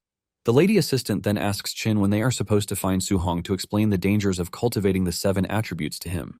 Qin then replies that they can't be direct because geniuses are proud, and telling him directly will only backfire. Qin believes that the way forward is to use certain methods to make him realize that his path is wrong, so he can willingly give it up himself. Qing then turns to the other guy, asking him if the other martial artists who will carry out the night raid have been assembled. The dude replies that it is going to take a bit more time because it is a bit of a tussle to assign personnel to match the varying combat strengths of the students. He reminds Qin that they just finished an assessment, and if they face a night raid immediately, they would definitely lose their cool. However, Qin tells the dude to arrange a late Tier 1 martial artist for Suhong because he wants him to be completely crushed and defeated. Once Suhong has been beaten up, he plans to explain the disadvantages of simultaneously cultivating 7 techniques to him so he can obediently listen to him. The assistants are worried that this might cause Suhong's Dao to shatter because his spirit is low, but Chin doesn't see it the way they do. He argues that he is doing to help Suhong, and if his Dao heart shatters, it just means that he is trash. Later that night, Suhong steps out of his room and he sees a bunch of applicants who are following Tantuo because he is entering the gravity room to train. Since everyone has gone to watch Tantuo, Suhong has the warehouse to himself. Inside a carton is a scoring bracelet that every applicant is required to have. He picks one up and wears it before heading to where the weighted vests are located. He realizes that the heaviest vest in the room is rated 10 tons, leaving him shocked and completely blown away. He wonders what it is made of and who the hell would wear something like that. He tries to wear it, but realizes that it is too heavy for him. Even though he might be able to wear it, it is going to affect him drastically. Suhong then proceeds to wear a 5-ton weighted vest, which seems very light on him. He runs around the room to test it out, and he realizes that it is the best for him. However, he is curious to know what Tantuo and the others chose, and unknown to him, he is far superior to them. He is convinced that they are stronger than him, and he decides to go and check out their training session because he hopes that he can pick up 1 or 2 experiences. Meanwhile, the other applicants are doting on Tantuo because he went into the gravity room with a 3-ton vest. He also set the gravity to 2x, which means he is currently playing around with 6 tons. Although he is struggling with it, it is still quite impressive to the applicants. When Suhong learns about Tantuo's vest, he realizes that he basically has a misunderstanding about the toughness of the Overlord's body. Just then, Chen and Tu show up to ask Suhong why he is not entering the gravity room. The two express their worries, saying they are just going to be embarrassed if they enter because those they are competing against are insanely strong. Since they are all scared, Suhong decides to enter the room. The other applicants are surprised to see Suhong stepping into the room, and they believe that he has a loose screw in the head. Some even assume that he is not wearing a weighted vest, and this is thanks to the jacket on him. Everyone keeps saying trash about him, but he just keeps mute and heads into the gravity room. Basically, gravity rooms require a lot of money to build, which is why it is only available to noble families. Since Suhong can get his hands on one for free, he is not about to let it pass. Since he is wearing a 5-ton vest, setting the gravity to 2x will make it difficult for him because it would be 10 tons. Suhong plans to last longer in the gravity room, and he decides to set it to 1.5. Even this still feels so heavy that Suhong wants to lose his footing. He strains in pain while the other applicants make fun of him, saying he isn't wearing a vest but still set the gravity to 1.5 times. The applicants then remember that Suhong was the last to arrive that day, so they assume that he is pretty weak. Instead of running around to show off, Suhong decides to sit there and cultivate this technique under the crushing weight. 2 hours after this, he has been able to level up the other attributes except for thunder and fire. In addition, his vitality also increased from 126 to 130. Suhong is impressed by this, and he realizes the other rooms would also have something nice for them, because the gravity room just gave him some points. Suhong then struggles to stand up, and when he finally stands up, the applicants who are still watching make fun of him for being so trashy. Just then, Suhong takes off his jacket because he is dying of heat, and this is when the two mocking him know that he is wearing a weighted vest. However, they still think he is a loser because there is no tag on the vest, which makes them believe that it is not more than 500 kilograms at most. Some believe that he might actually be strong, but they are convinced that he is still not as strong as Tantuo. Not long after this, Tantuo steps out of the gravity room and the applicants flock over to him to worship him. Tantuo walks out, totally exhausted from the 2 hours he spent inside the gravity room. Tantuo then drops the weighted vest and he flexes his body muscles to the applicants watching. Singi then walks over to Tantuo, admitting that he is number 1 when it comes to pure strength, but urges him to come to the agility room where he can show him who the boss is. Tantuo admits that he has nothing to stand against Singi when it comes to agility, and this is thanks to his wind attribute. Suhong hears them talk about A-rank movement techniques, and he decides to go check Singi out. Suhong then joins the others to watch Singi display his A-rank movement technique, Flying Swan Cloud. In fact, they are more blown away that Singi set the difficulty to the max. The way he is moving with the technique leaves the applicants in awe. Singi is so fluid with the technique that petals even sprang out of nowhere. Suhong, on the other hand, immediately registers the technique in his archive. Without wasting time, he starts to follow the movement, and when the applicants see this, they start to mock him, asking him what he thinks he is doing. They tease Suhong, telling him that there is no way he can learn the flying swan technique just by looking at it. Suhong ignores them and continues practicing his movement, and while he is doing this, his mastery level keeps increasing. In no time, the system informs him that he has learned the technique, so he has officially entered the beginner stage. Suhong is glad that he finally learned an A-rank technique. However, he has to admit that the technique is too flashy, which makes it embarrassing to carry out. Since he has never seen the normal version before, he can only copy what Singi displayed. Su-hong then returns to reality, and since he has learned the technique, he figures out that there is no need for him to enter the agility room. Su-hong thinks of heading to the fierce beast room to hunt beasts so he can earn martial arts points to boost his vitality. Just then, Su-hong notices that the applicants are staring at him. He turns around to hear them talk about how super flashy his moves are, and this is when he realizes that he might have actually done the technique in the same flashy way as Singhae. Su-hong immediately dashes off because he realizes that Singhae can't be his mentor when it comes to movement techniques. As he leaves the scene, he notices that someone might be following him, and he turns out to be right because the two Vendetta twins are still looking to teach him a lesson. Since he is heading to the fierce beast room, they plan to block the door and beat the crap out of him when he comes out. At the same time, Xiao and Tantuo appear to be challenging each other on who can kill the most beasts. Su-hong arrives there to find the two arguing, and since he has never seen a telekinesis user fight before, he decides to take a look before going to hunt his own fierce beasts. Xiao steps into the room, and to Su-hong's shock, she starts to float in the air. Since it is only a method that grandmasters possess, Su-hong realizes that being able to do this is due to the fact that she is a psychokinetic. As if this is not enough, Su-hong opens his mouth in shock when he sees Xiao take down monsters with light beams. One beast tries to launch a surprise attack on Xiao from behind, but she easily grabs the beast with her powers. With the beast in place, she cuts it down mercilessly with her light beams. Su-hong finally understands that the light beams are freaking daggers. With everything Su-hong has seen Xiao do, he finally understands why psychokinetic users are damn strong. Xiao runs into a giant python, and Xiao conjures a large light sword which she uses to split the snake in half by hurling it at the snake. This further leaves a mark of shock on Su-hong because he doesn't remember the girl holding a weapon before. In addition, he knows that such a big weapon would weigh a lot, which means she is able to do this because psychokinetics are crazy humans. Singhae informs the other applicants that what they are witnessing is a martial art that is exclusive to psychokinetics, and it is as high as A rank. The other applicants are surprised to hear this because this is the first time they have heard of such. The applicants ask him how he knows all of these, while asking him if Tantuo has an A-rank skill too. Singhae confirms this, and the applicants freak out because they already consider him a maniac.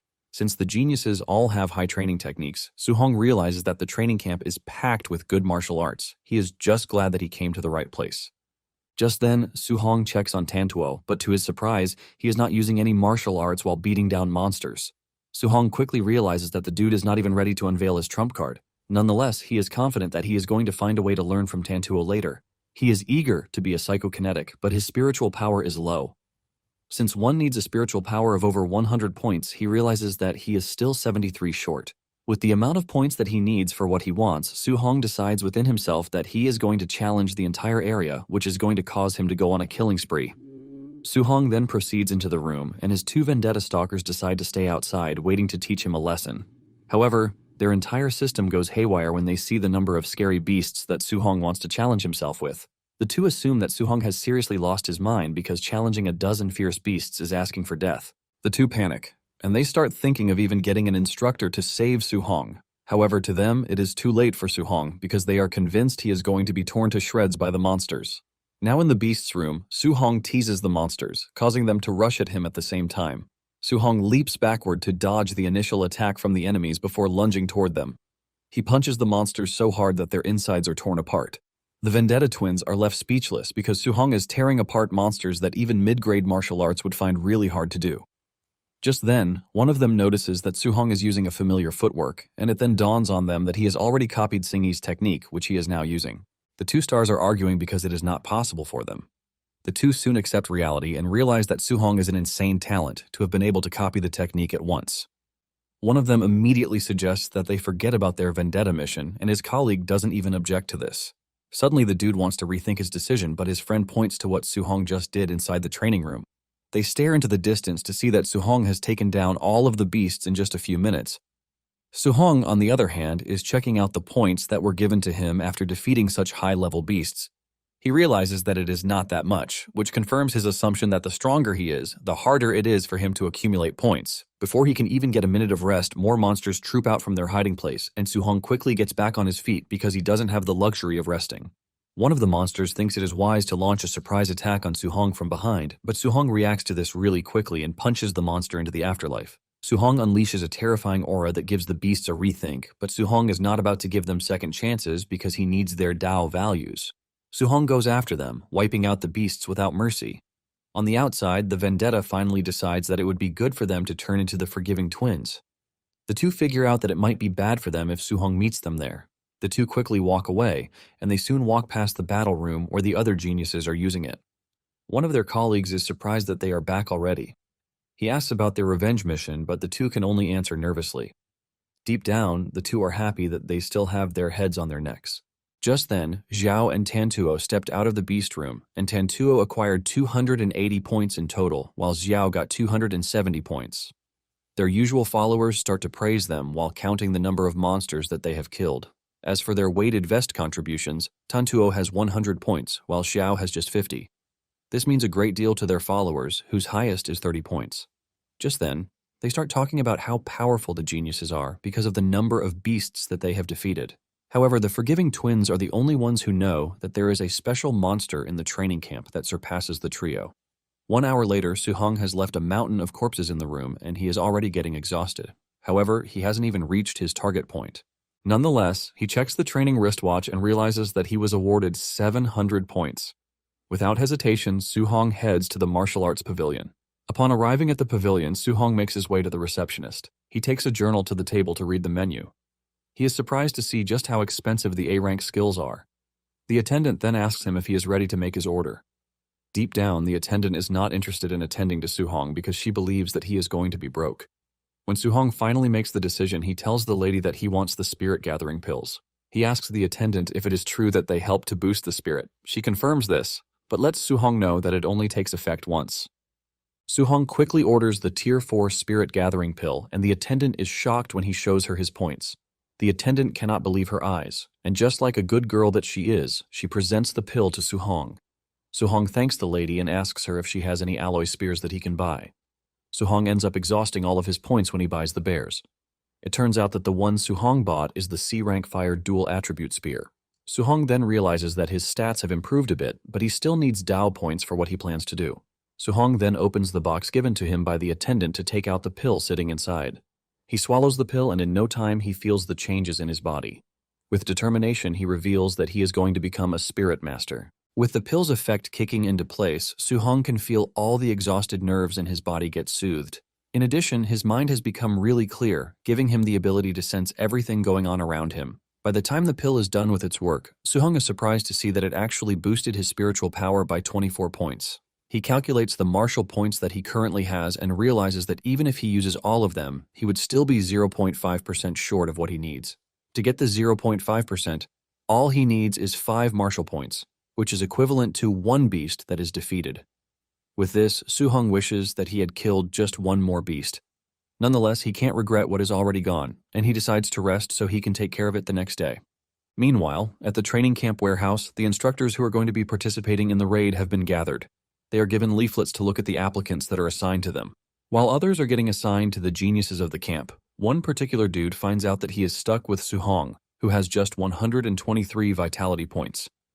Even his friends ask him why he was assigned someone who is as trashy as Su-hong. One believes that Chin made a mistake, but Chin enters the room at the right time to let them know that it was no mistake. The dude goes ahead to challenge Chin's decision, saying the dude is trash. However, Chin lets him know that Su-hong is not as simple as he seems because his combat power is on par with that of advanced stage martial artists. The group is shocked when they hear this because they don't expect someone who has just over 100 vitality points to be able to challenge a proper martial artist. Chin then tells the officer attached to Su-hong that he's going to understand what he is saying by the time he fights him. The dude still complains about the whole task, forcing him to slap him on the head. He tells him to go all out from the beginning because he doesn't want Su-hong to retain any doubt that he is strong. The dude still can't believe that he is expected to fight such a weak child. He even asks Chin if he has a beef with Su-hong, while telling him that he's not going to be held responsible if he cripples him. Chin smiles when he hears this, as he urges the dude to beat Su-hong to a pulp so he can get a reward. The dude agrees to this, and deep down, he can't wait to deal with Su-hong. Moments later, the raiders make their way to the dormitories to perform drills. Su-hong soon hears chaos in the distance, and while he is still thinking about this, the door is cut open by the man set upon him. He almost gets cut in half by the invader's sharp sword, but he vanishes before the strike happens. Su-hong quickly grabs his spear, and a fight ensues between the two, while Su-hong is wondering just how strong the instructor, Jin-feng, is. Jin-feng boasts about his strength, telling Su-hong to count himself unlucky for running into him, and this is when Su-hong realizes that the dude is from the myriad races. Su-hong smiles because this is exactly what he is looking for. Suhong figures out that he would be able to gather the last 5 martial arts points to become a telekinetic if he defeats Jinfeng. Jinfeng is shocked when he realizes that Suhong is actually taking up a fighting pose against him, leaving him to wonder if he has gone out of his mind totally. Their weapons clash, and this is when Jinfeng realizes that Suhong's strength is crazy. In fact, his combat strength is on par with an advanced Stage 1, and Jinfeng confirms with this that his boss wasn't lying. Suddenly he notices that there is something else because a Stage 1 martial artist shouldn't have the kind of power that Suhong currently has. On the other hand, Suhong is doing his best since he hasn't fought an advanced class before. He swings his spear with an aura around it, causing Jinfeng to leap back in fear. He starts to regret his actions because he has realized that Suhong is no joke. Nonetheless, Jinfeng is an experienced martial artist, and he knows what a fight between them entails. Jinfeng then unleashes his fire attribute martial arts, which envelopes his sword in purple fire. Suhong is actually blown away by this, since it is his first time seeing one. Jinfeng then lunges towards Suhong while taunting him, asking him how he plans to block his powerful attack called the Flaming Slash. Unknown to him, Suhong has his own idea, and he covers himself in lightning before blocking Jinfeng's attack, knocking him backwards. The wall behind Jinfeng is shattered from Suhong's block, leaving Jinfeng sweating like a goat. He can't believe that Suhong just blocked his fire martial art by externalizing lightning, and this is when he admits that Suhong is a terrifying, talented kid. However, he still teases him, telling him that it appears that he is bad when it comes to lightning attribute spearmanship because he wouldn't have been able to easily defeat him. Suhong admits that he actually doesn't, but he decides to do something crazier by mixing 2 attributes, which are lightning and fire. Jinfeng starts shitting his pants because he never thought an attribute fusion was possible, but Suhong is basically doing it with ease right in front of him. Jinfeng is left totally stunned because he has always believed that attribute fusion is nothing but a myth. He is still panicking when Suhong leaps toward him with a powerful attack, and Jinfeng tries to uphold his honor by launching a counterstrike. However, Suhong's power easily overwhelms him and knocks him through the wall, sending him crashing to the ground. Since he has just defeated Jinfeng, Suhong is given 7 points, and Suhong smiles because Jinfeng just gifted him the points he needs to advance to a telekinetic. Some seconds earlier, Qin and the lady martial artist are outside the dorm, waiting for a report. Qin believes that Suhong should be getting a beating of his life already, and after this he would be able to persuade him to stop pursuing multiple guiding techniques to focus on one. This is when Jinfeng is sent through the wall and he crashes right in front of the Grandmaster. He is knocked out totally, and his face is battered from excessive beating. The lady and the Grandmaster are left in complete shock because Suhong just defeated Jinfeng with ease. At the same time, the 3 geniuses defeated their opponents, sending them crashing through the wall just like Suhong did. The trio steps out of the broken wall, telling the Grandmaster that he should have sent stronger opponents because these ones are freaking weak. Tantuo then notices that there are 4 defeated instructors on the ground, and the person who defeated the 4th one even finished faster than them. Xinghe assumes that Jinfeng is weak, which is why he lost to his opponent. However, the lady martial artist knows that Jinfeng is actually the strongest among these 4. Qin is not surprised by the 3 geniuses pulling off a win, but he knows that Suhong is an early-stage rank 1 martial artist, which means facing a tier 2 opponent should be tough, but he even finished faster than the 3 geniuses. He wonders how he could have done it, and suddenly, an official comes running over to tell Qin that something has just happened. Qin assumes that a student was killed, and he tells the dude that it is quite usual. However, the official tells Qin that it is about Suhong using attribute fusion when he was fighting Jinfeng. Qin initially counts this as nothing serious, but the moment it rings in his brain, he grabs the official, asking him if he is serious. The dude reveals that Suhong actually used thunder and fire to defeat Jinfeng. The dude mentions that it is something he saw on the screen, but he is free to ask Jinfeng if he thinks he is lying. Jinfeng manages to come back to life to tell Qin that Suhong really used attribute fusion. The Grandmaster freaks out again, as he reveals that the only genius in the world who was able to carry out attribute fusion actually spent 12 years on it, but Suhong has been practicing this just for a month. The Grandmaster starts feeling hyper about the whole thing, and he boasts about how Suhong is a celestial prodigy that descended to Earth in human form. The lady then asks Qin if attribute fusion is really powerful, as he is saying it. Qin then explains to her that the first person to do it was able to suppress 2 Tier 2 fighters while he was still in Tier 1. The lady then asks why it is not talked about enough, and Qin mentions that research shows that carrying out the technique is extremely difficult, and it also carries a risk of crippling one's cultivation. He tells them that it is basically useless because one would be stuck in Tier 1 for life. However, he is blown away by how Suhong was able to succeed in just 1 month, which shows just how crazy his level of comprehension is. In fact, he possesses all of the attributes, which means it would be overwhelming if he could combine all of them. He believes that Suhong has what it takes to suppress the emperors of the myriad races with a single strike. His assistants tell him to chill out because he is already over-exaggerating the whole thing, because fusing 2 is difficult as it is. Just then, Chin tells the two to pardon his initial excitement and says he can't allow Su-hong to cultivate all 7 because he would be stuck at a 3-attribute fusion, which would be bad. Just then, the dude mentions that Su-hong was able to overwhelm Jinfeng with his overwhelming strength, and the Grandmaster berates him for not mentioning something that important earlier on. The trio is left in shock because Su-hong has just over 100 vital blood points, but he was able to overwhelm Jinfeng, who has 500. Chin then tells them that Su-hong's physique might be something legendary, and he decides that a sparring match is going to be held the next day because he wants a full assessment of Su-hong's combat strength and vital blood. He tells the two to bring the geniuses, Tantuo and the rest, to fight Su-hong because he wants to see what would happen when a freak like Su-hong clashes with the top geniuses of the training camp. Back in his messed up dorm room, Su-hong ignores the noise outside to raise his stats. He uses all his acquired Dao points to raise his spirit stats in one go. After increasing his spirit stats, Su-hong concentrates his mental power on becoming a telekinetic. As his mind expands, Su-hong begins to experience a strange sensation, as if he has suddenly grown a 3rd arm. As his spirit value hits over 100, this unfamiliar sensation leaves him feeling weird. After the experience, Su-hong decides to test his new powers by slightly lifting his ruined bed, using telekinesis. Su-hong is excited when the experiment works on his first try, so he lifts multiple items in the room with the wave of his hand. Satisfied with the result, Su-hong looks forward to doing other cool things like walking on air and attacking with telekinesis just like Xiao. He also plans to find an opportunity to learn her A-rank telekinetic martial art and Tantuo's offensive A-rank martial art. The following day, one of the camp instructors, Linz, orders the students to assemble in 1 minute or lose contribution points for every second they're late. Afraid of losing their hard-earned points, the students swiftly scurry outside despite being covered in bruises from last night's raid. On their way out, they lament bitterly about not being allowed to rest after going through so much the previous day. Even though it's just day 1 of camp, most of them are already fed up with the insane training conditions. Our overpowered guy Su-hong seems to be the only one in top shape as he casually strolls out for the assembly. Once everyone is gathered, Linz commends them for being punctual. He praises them for still being in one piece, saying he didn't expect them to be able to move around after getting thrashed. One dude boasts that he could have defeated one of the martial artists during the night raid if he hadn't been ambushed.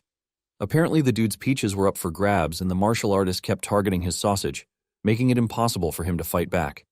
He had to choose between showing off and saving his future generations, so he chose the latter. However, despite his excuse, Linz insists that his reasons are trash.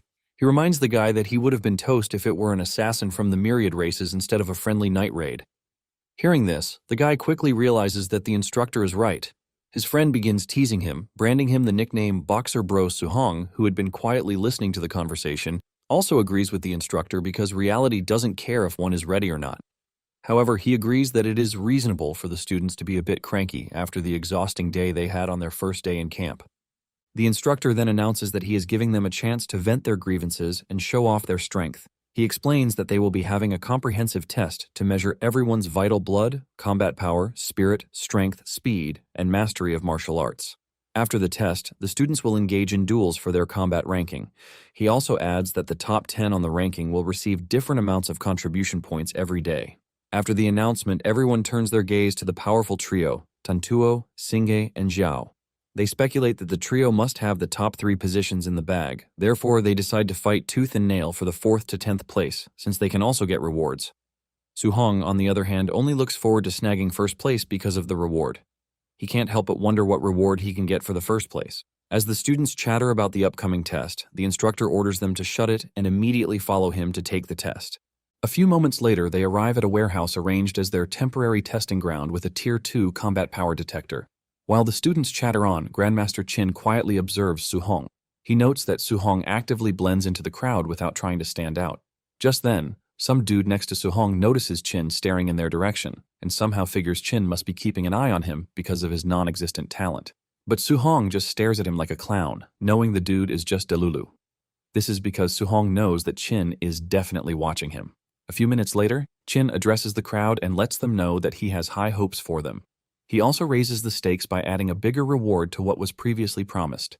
Chin announces that he will be rewarding an A-rank martial art or movement technique to the person with the highest overall score. Basically, the winner gets to choose one from several A-rank techniques. This revelation hypes up the crowd and also raises the difficulty because now Tantuo and his genius group will go all out.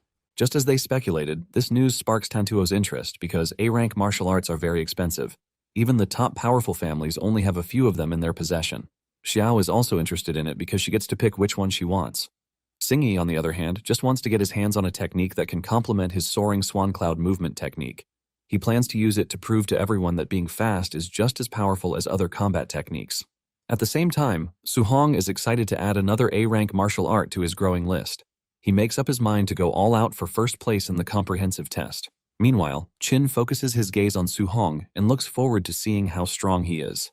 Chin then calls Singhi to start the test, and Zhao goes next while Tantuo takes the third spot. A chatter erupts in the hall because of this insane, powerful lineup, and no one wants to be the unlucky soul to take the fourth spot since they don't want to be embarrassed. After witnessing monstrous numbers from the powerful trio, the fourth person will surely be the laughingstock with their mediocre scores. Suddenly, Chin announces that Suhong will take the fourth spot, causing the hall to fall silent as all eyes turn to stare at him. This announcement convinces Suhong that Chin truly has his eyes on him. The crowd then begins mocking Suhong, remembering he was the same dude who came in last during the entrance assessment. Chen and Tu sympathize with Suhong for being unlucky and wonder if he offended Chin. The students continue to come up with different reasons why Suhong was chosen, but each reason is that they look down on him. However, the two dudes who have witnessed Suhong's true strength firsthand remain quiet. They can't wait for the crowd to be shocked speechless soon and swallow their words. As Singhi takes the stage for his test, the instructor reminds him to test his physical combat power first before his martial arts combat power. Singhi doesn't look forward to the first test because physical strength isn't his strongest suit. Still, he punches the combat power detector with everything he's got, and his score hits a little over 4,000. A score considered crazy insane for someone who just claimed physical strength is his weakest suit. Everyone is shocked that Singhi scored so high even without using martial arts. However, they agree that this score is indeed weak compared to his insane speed in the agility room.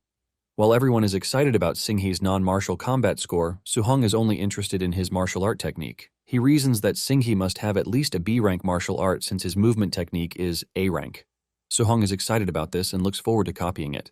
Singhi then unleashes his martial arts skill, the Cloud-Hidden Gale Fist, to deliver a powerful punch on the combat power detector. He hits a score of over 5,600, leaving the crowd completely stunned. Such a score is considered the standard for a Tier 2 martial artist, so it's surprising for Singhi, a high-stage Tier 1, to possess it. While everyone else is talking about how amazing Singhi is, Suhong successfully copies his B-rank wind attribute, Cloud-Hidden Gale Fist. Suhong is a bit disappointed that Singhi's strength only slightly increased by 1,600, despite using a B-rank martial art. However, Singhi is proud of himself, because this is considered a big deal for someone who doesn't rely on brute strength. But Zhao tells him to wipe the smug look off his face because it's nothing impressive. She then proceeds to score a little over 3,000 on her physical combat power test. No one is disappointed because it's normal for a telekinetics body to be physically weaker, but their strength is in their telekinetic martial arts. Next, Zhao takes in a deep breath as she condenses spiritual energy into forming a giant mallet. Meanwhile, Suhong is over the moon as he immediately copies her spirit weapon condensation martial art. With such an amazing A-rank technique in hand, he doesn't regret coming to the genius training camp. Suhong even looks forward to all the martial arts skills he can copy and paste during the comprehensive test today. With her spirit condensed weapon, Zhao strikes the combat power tester, gaining a score of nearly 6,000, which is higher than Singhi's. The crowd is amazed that her score was almost doubled, convincing them that heaven is definitely playing favorites. While others express how jealous they are of Xiao's telekinesis power, Suhong quietly absorbs the skill and tries to master it. Basically, harnessing spirit power through telekinesis can help the user walk on air, control objects, and have many other practical uses in combat. Suhong manages to condense some spiritual energy, but it dissipates before he can form any tangible weapon. It even leaves him completely wiped out. Though this telekinetic martial art can form anything, including fierce beasts, it consumes way too much spirit. Suhong knows that with his current spirit level, it will be difficult for him to get to Xiao's level right away. He then immediately returns to reality and decides to learn it gradually later. Since Tantuo is going up next, Suhong can't wait to see his offensive martial arts. Tantuo soon takes the stage and a loud chatter erupts among the students as they look forward to seeing the power of a real combat genius. Since he possesses the barbarian god physique, Tantuo's combat power is far more terrifying than anyone else, so the students feel he's definitely a shoo-in for first place. Suhong is also curious to know the difference between Tantuo's physique and his own overlord physique. Tantuo boasts about his power as he prepares to strike the combat power tester. When he finally unleashes the powerful punch, he scores above 5,000 and almost reaches Singhi's martial arts combat score by 300. Chin commends him and Tantuo thanks the Grandmaster for the praise before announcing that he'll be using his martial arts next. Suhong is excited when he hears this and focuses intently on the demonstration. Tantuo then activates his fire attribute A-rank Bone Nether Flame Fist while Suhong copies it. Suhong recognizes it as the same one he saw in the martial arts pavilion that cost 2,800 contribution points. Tantuo then unleashes the punch and scores over 7,500 points, leaving the crowd stunned. Apparently, this combat power is on par with a Tier 2 mid-stage martial artist, and what makes it more amazing is that Tantuo's vital blood is around 350, which is considered low for such an insane combat power. Chin praises Tantuo and lets him know that his father would be proud. Apparently, Tantuo's father sired over a dozen offspring in his quest to produce a grandmaster. Tantuo thanks Chin for the high praise, after which Chin calls Suhong to the stage next. As Suhong walks up to the stage, people begin to gossip. Some complain that he looks too calm because he just doesn't care since he's bound to lose. When he finally steps onto the platform, Chin reminds him about the rules of the test, and without hesitation, Suhong prepares to deliver the first punch. He then takes a deep breath, and as his fist lunges forward, he vows to get the reward for first place. Suhong finally hits the combat tester, and just the pressure from the strike causes a huge wind to blow through the hall. He gains an outrageous score of over 6,500, leaving them speechless. Even Chin is shocked and quickly realizes he may have underestimated Suhong. Meanwhile, the crowd remains completely silent as they try to process what they just witnessed. When they finally come back to their senses, some of them begin to wonder if the machine is broken. Others point out that he came in dead last during the entrance assessment, so it makes no sense that he's suddenly acting like an overpowered monster. Even the so-called three geniuses of the camp are left questioning their existence. Singi believes that Suhong must be hiding his real level, while Tantuo admits that he was too arrogant before. Suhong then breaks the silence as he asks Chin if he should continue the next test. Chin tells him to go ahead, and as he prepares to take the next punch, Suhong begins to quickly comprehend Tantuo's Bone Nether Flame Fist technique. He comprehends the skill even faster than Singi's movement technique, convincing him that this one is perfect for his physique. While they wait for Suhong to make a move, the instructor Linza and Chin wonder how high he'll score with martial arts. Linz feels that Suhong might not do well because he comes from a poor family and can't afford any decent martial arts technique. However, after observing Suhong's current state, Chin believes that he's about to unleash a high-grade martial arts. Meanwhile, Suhong finally masters the Bone Nether Flame Fist to beginner level in less than a minute. As he tests the flame on his fist, everyone is surprised that it's the same one Tantuo used previously. They wonder how a broke dude like Suhong knows the same A-rank martial arts their idol uses. Meanwhile, Suhong prepares to test what a powerful offensive high-grade martial art feels like. As he takes a powerful swing and punches the combat power tester, the pressure from the strike almost sweeps the crowd off their feet. The resulting punch even causes a huge wave of dust to cover the room. When the dust finally settles, everyone is left stunned as Suhong scores a little over 9,000. And this score is considered the standard for a Tier 2 high-stage martial artist, while Suhong is only a Tier 1 early stage. Linz finds this ridiculous because Suhong has such a low vital blood value. Chin even admits that Suhong is truly a one-of-a-kind monster. Singi refuses to believe what he just witnessed, while Xiao mentions that Suhong's vital blood value must be over 500, since that is the standard for a Tier 2 high-stage martial artist. Hearing this, Tantuo decides to accept his L like a king since his own vital blood isn't up to 400. However, the next moment, a shockwave hits them when they realize that Suhong's vital blood is only at a measly 137.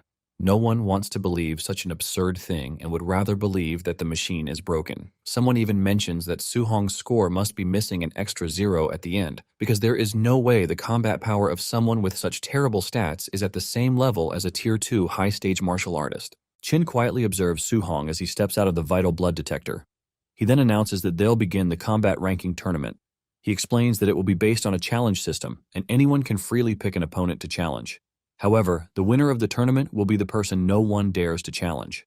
The moment Chin finishes explaining the rules, Singhei immediately challenges Suhong. Singhei only challenged Suhong because of his low vital blood and believes he can win with his movement techniques. Since he has more vital blood, Singhei plans to dodge Suhong's attacks and exhaust him out of the duel. He is convinced that all Suhong has is brute force thanks to his combat power. Chin immediately turns down his request and informs the trio that they will be attacking Suhong together. The trio smugly rejects the offer, fearing they might cripple Suhong, and they feel Chin is giving Suhong more credit than he deserves. Chin then asks Suhong for his opinion, and Suhong casually accepts the challenge, annoying them even more. Especially Singhei, who believes he can just make Suhong dizzy by running him into the ground with a movement technique. A few moments later, Suhong tells the trio to come at him, and without hesitation they charge forward, preparing to take him out in one strike. Singhei, overly confident, even closes his eyes as he fantasizes sneaking up on Suhong while he's distracted with the other two. He's convinced that with his flying swan cloud step technique, Su-hong will not be able to react in time. Unbeknownst to him, he's about to be thrashed by Su-hong, and at that moment, Xiao and Tantuo try to call him back to reality. But by the time he opens his eyes, Singhe is unable to react in time, and Su-hong is already close. As he prepares to strike Singhe, Su-hong bids him farewell, but just as he's about to strike, Su-hong's fist is turned away, giving Singhe time to escape. It turns out Xiao used telekinesis to stop Su-hong. Singhe then thanks her for helping him and warns the others to be careful of Su-hong's speed. Meanwhile, Su-hong is still recovering from being controlled against his will by Xiao's telekinesis. He glances at her and decides to take her out first, since she's an uncontrollable variable. Using Singhe's flying swan technique, Su-hong swiftly charges towards Xiao, leaving her puzzled. Even Singhe is shocked and wonders how Su-hong knows this since he's supposed to be a fire attribute user. Tantuo lets them know that Su-hong must possess dual attributes and orders them to stop him from advancing. He decides to go on the offensive with his bone nether flame fist and tells Xiao to use spirit control on Su-hong to stall for time. As Tantuo is about to strike, Su-hong prepares to use the same fist technique to counter the attack. But Xiao suddenly uses spirit control to freeze him on the spot. Su-hong tries to break free but realizes it's harder than he expected. While he struggles, Singhe sneaks up from behind with a kick. Seeing him trapped, Qin feels it might be too soon for him to go up against three, especially with Xiao's ability to mind control an opponent. Once a person is controlled, they have to force their way out with physical strength or resist with their own spirit power. And Su-hong's spirit power is currently non-existent. Qin also believes that Su-hong's physical strength is still too weak to break free from Xiao's influence. While everyone else speculates negatively about Su-hong's fate, Qin catches him smiling. Just as Tantuo and Singhe are about to close in, Su-hong shockingly breaks free from Xiao's spirit control with force. The shockwave from it pushes Xiao back, making her cough up blood. After handling the mind control diva, Su-hong grabs Tantuo's fist and Singhe's foot, blocking their attack. The crowd is stunned that Su-hong stopped three powerful attacks simply by relying on his physical strength. This makes them conclude that he's definitely some kind of insane humanoid beast. The moment Su-hong properly secures Tantuo by the hand and Singhe by his ankle, he swings them violently in the air, making them gasp for air. After swinging them to his heart's content, Su-hong proceeds to wipe the floor clean with them, smashing them into the ground several times. As Singhe and Tantuo's spirits begin to vacate their bodies, the crowd stares at the brutal sight, completely speechless. But Su-hong refuses to stop and continues to smash them into the ground, leaving them half dead. Satisfied with the result, he soon stops, and just then, his eyes land on Xiao, who has been frozen in place the whole time. Before Su-hong can make a move, Xiao hurriedly taps out, begging him to stay away from her. Just like that, the underdog no one expected to win successfully defeats the so-called strongest geniuses, leaving everyone in shock. They can't believe Su-hong actually won and single-handedly defeated the powerful trio. A few minutes later, Qin orders the students to quiet down before asking if anyone wants to challenge Su-hong. The room immediately falls silent, and after a brief pause, Qin announces that Su-hong is number 1 in the combat assessment. Since no one wants to get turned into a punching bag for a lunatic like Su-hong, everyone agrees with Qin's decision. Qin then gives Su-hong the first place position and tells the others to keep fighting for the remaining 9 slots while he takes Su-hong to receive his reward. Su-hong is over the moon and looks forward to getting the A-rank martial art. On the way to the martial arts pavilion, Qin tells Su-hong that he has been watching him ever since he arrived at the camp. He then asks why Su-hong chooses to hide his strength instead of showing it off like everyone else. Su-hong explains that he doesn't want to attract unwanted attention. Without a powerful backer or any real influence, standing out would only make him a target. Qin finds the answer amusing and praises him for his caution and intelligence. He then reveals that the combat tournament was arranged specifically for Su-hong because he needed a legitimate excuse to secure more resources for Su-hong. Since those resources are reserved for true geniuses, Qin tells him that there is no need to keep hiding his talent anymore. He vows to become Su-hong's backer and promises to deal with anyone who dares to make trouble for him. Moved by the offer, Su-hong sincerely thanks Qin for his support. A few moments later, they arrive at the martial arts pavilion, and Qin asks the clerk to bring out the martial arts catalog. He tells Su-hong to look through it carefully before making a choice and to ask if he has any questions. As Su-hong flips through the list, he asks Qin for a recommendation. Qin responds by asking how many martial arts techniques he currently knows. Su-hong explains that he knows a few low-grade techniques and about 4 high-grade ones like the Bone Nether Flame Fist, Flying Swan Cloud Step, Cloud Hidden Gale Fist, and Void Breaking Finger. Qin is surprised by the answer since the camp's martial arts pavilion doesn't even contain the first 2 techniques. He then asks if Su-hong learned them simply by watching Singhe use them once. Su-hong confirms it, and Qin can only stare at him in disbelief, wondering what kind of monster he has just discovered. The pavilion receptionist is puzzled as she watches Qin help Su-hong browse through the list. She wonders what his identity is for the Grandmaster to personally bring him here to choose a martial arts technique. After searching through the list, Chin tells Su-hong to choose a control-type martial art since he already has an attack and a movement technique. He suggests picking the A-rank Flame Cage, which condenses spirit energy to trap the enemy in a cage of flame. Basically, control-type martial arts require releasing spiritual energy from the body, while the attack type requires attaching the spiritual energy to a weapon or the body. However, Chin warns Su-hong that it's difficult for most Tier 2 martial artists to release tangible spiritual energy from their bodies. And since Su-hong is just at the early stage of Tier 1, it isn't recommended for him. However, with Su-hong's talent, Chin believes he should be able to learn it. Chin knows this type of martial arts and decides to demonstrate it for Su-hong to let him make up his mind if he wants to learn it. Su-hong thanks Chin with a sly look on his face, knowing he can simply copy it and then ask for a different A-rank martial art. Chin then begins the demonstration by condensing spiritual energy in his hand to form a flame. After that, he releases the flame nearby, forming a cage of flames. He then tells Su-hong not to look down on this type of technique just because it lacks the destructive ability of attack types. He adds that they're quite useful during combat and proceeds to show Su-hong what he means. First, he traps the enemy with the flame cage and attacks them, which makes it impossible for them to dodge, allowing for a one-shot kill. Su-hong learns that the only downside of control-type martial arts is maintaining the flame cage while launching attacks at the same time. Chin tells him to focus on just the flame cage since attacking at the same time is beyond his level. Apparently, Chin only managed to master both after he became a Tier 3 martial artist, so it's impossible for Su-hong with his level. Since it's that difficult, Su-hong quickly turns it down and decides to choose something different for now. Chin is impressed that Su-hong didn't arrogantly try to learn the control-type martial arts like other geniuses would have done. This convinces him that Su-hong will go far because of his humility and ability to listen to advice. Unbeknownst to Chin, Su-hong has already copied the flame cage technique, and his humility is part of his Oscar award-winning acting skills. Su-hong then returns the technique to Chin and humbly asks him to recommend another one. Chin agrees to help, and after flipping through the list, he suggests choosing a defensive martial art. He settles for an A-rank Earth attribute thick Earth armor, which he believes is perfect for Su-hong. This technique condenses Earth's spiritual energy to form battle armor on the surface of the body, providing an extremely high defense system. Su-hong is pleased with this recommendation because when paired with his physical body, the effect will surely make him invincible to attack. As he happily accepts Chin's recommendation, Chin asks about his special physique. Su-hong replies that it's the Overlord physique, expecting some kind of over-the-top reaction from Chin.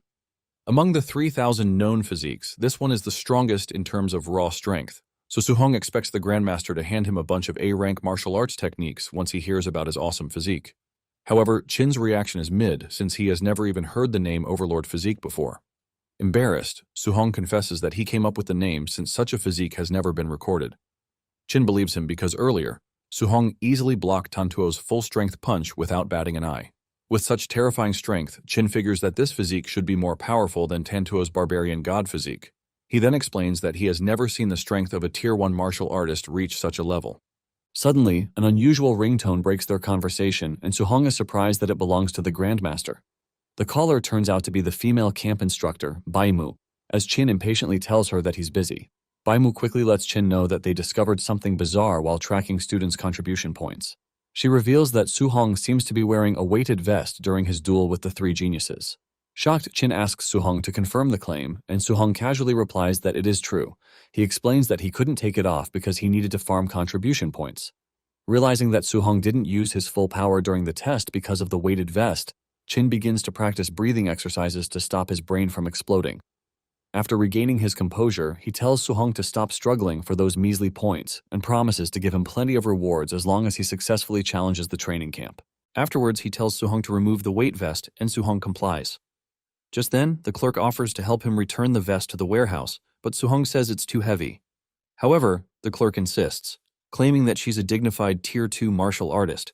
However, the moment Su-hong lets the vest go, the clerk's eyes widen, and at that moment, she knows she's messed up majorly. The weight vest slips right through her hands, leaving her completely stunned as it shatters the ground beneath it. She then asks how many kilograms it weighs, and Su-hong casually reveals that it weighs 5 tons. Chin can't believe that an early-stage Tier 1 beat 3 late-stage geniuses while wearing an insane 5-ton weighted vest. Realizing that Su-hong might be stronger than he anticipated, Chin decides to use him to farm aura points from all the Grandmasters who look down on his training camp. Like some chummy buddy, he grabs Su-hong by the shoulder, telling him that he has another A-rank technique for him. Su-hong asks about the martial technique, and Chin explains that it's a thunder spear martial art belonging to Zhang Lin, the Grandmaster of Yang City. Since Su-hong also uses a spear, Chin believes this martial art is perfect for him.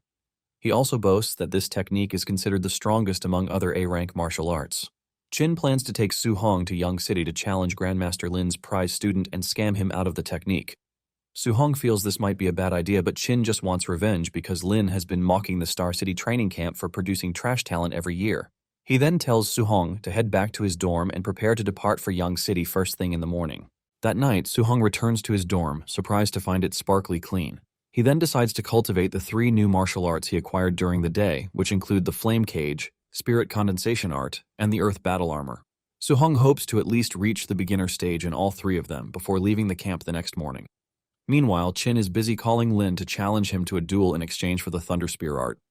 Lin smugly tells Chin to stop deceiving himself because he has a wood spirit prodigy at an early stage, Tier 2. He also proudly declares that his star student has learned the A-rank wood control type martial arts, Wood Prison, to the point of releasing spiritual energy from his body. Just as Lin predicted, his prodigy, Lin Chufeng, successfully conjures a wood prison from condensed spiritual energy. However, he's unable to hold it for long, and it dissipates after a few seconds.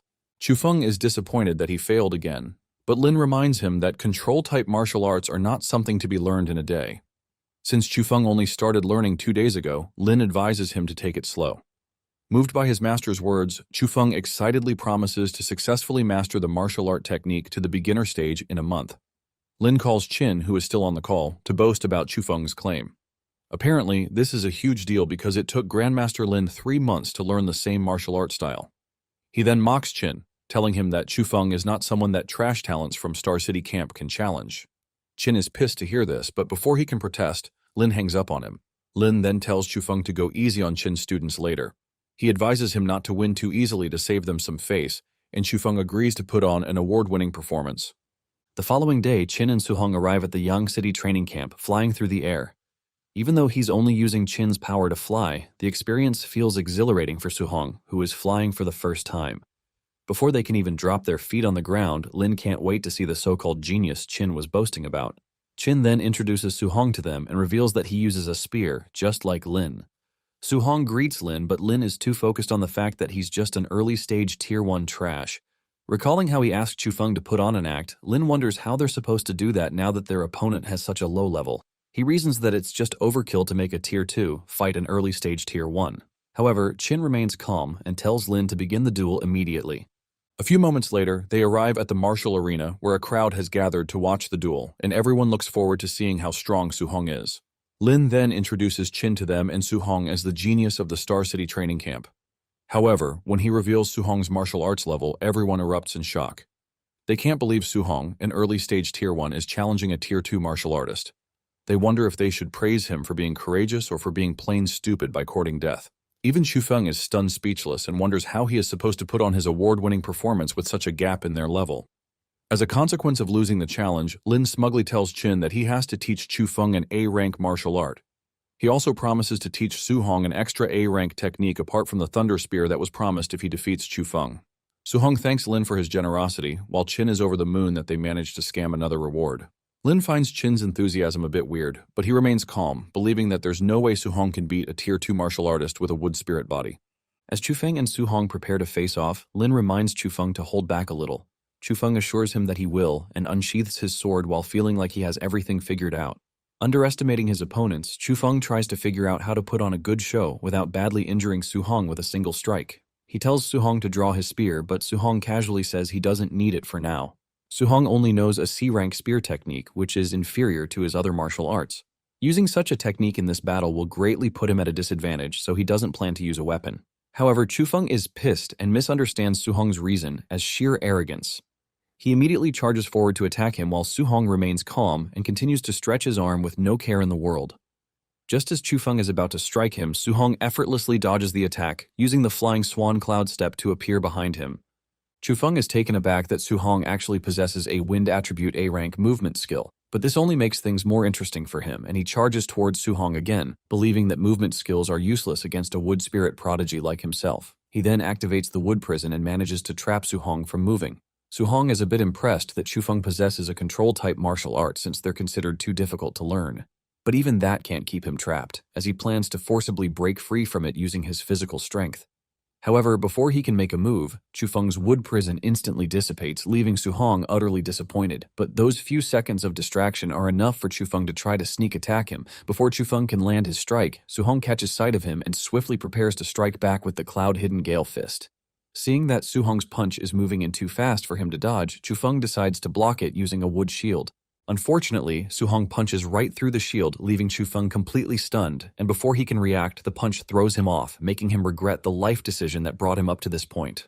He finally admits that Su Hong's strength is more monstrous than he anticipated. Even the spectators are amazed that a Tier 1 dude destroyed a defensive A-rank Tier 2 martial art. They conclude that Su Hong's strength probably surpasses that of a vicious beast. Meanwhile, Chin is having the time of his life as he teases Lin about the match.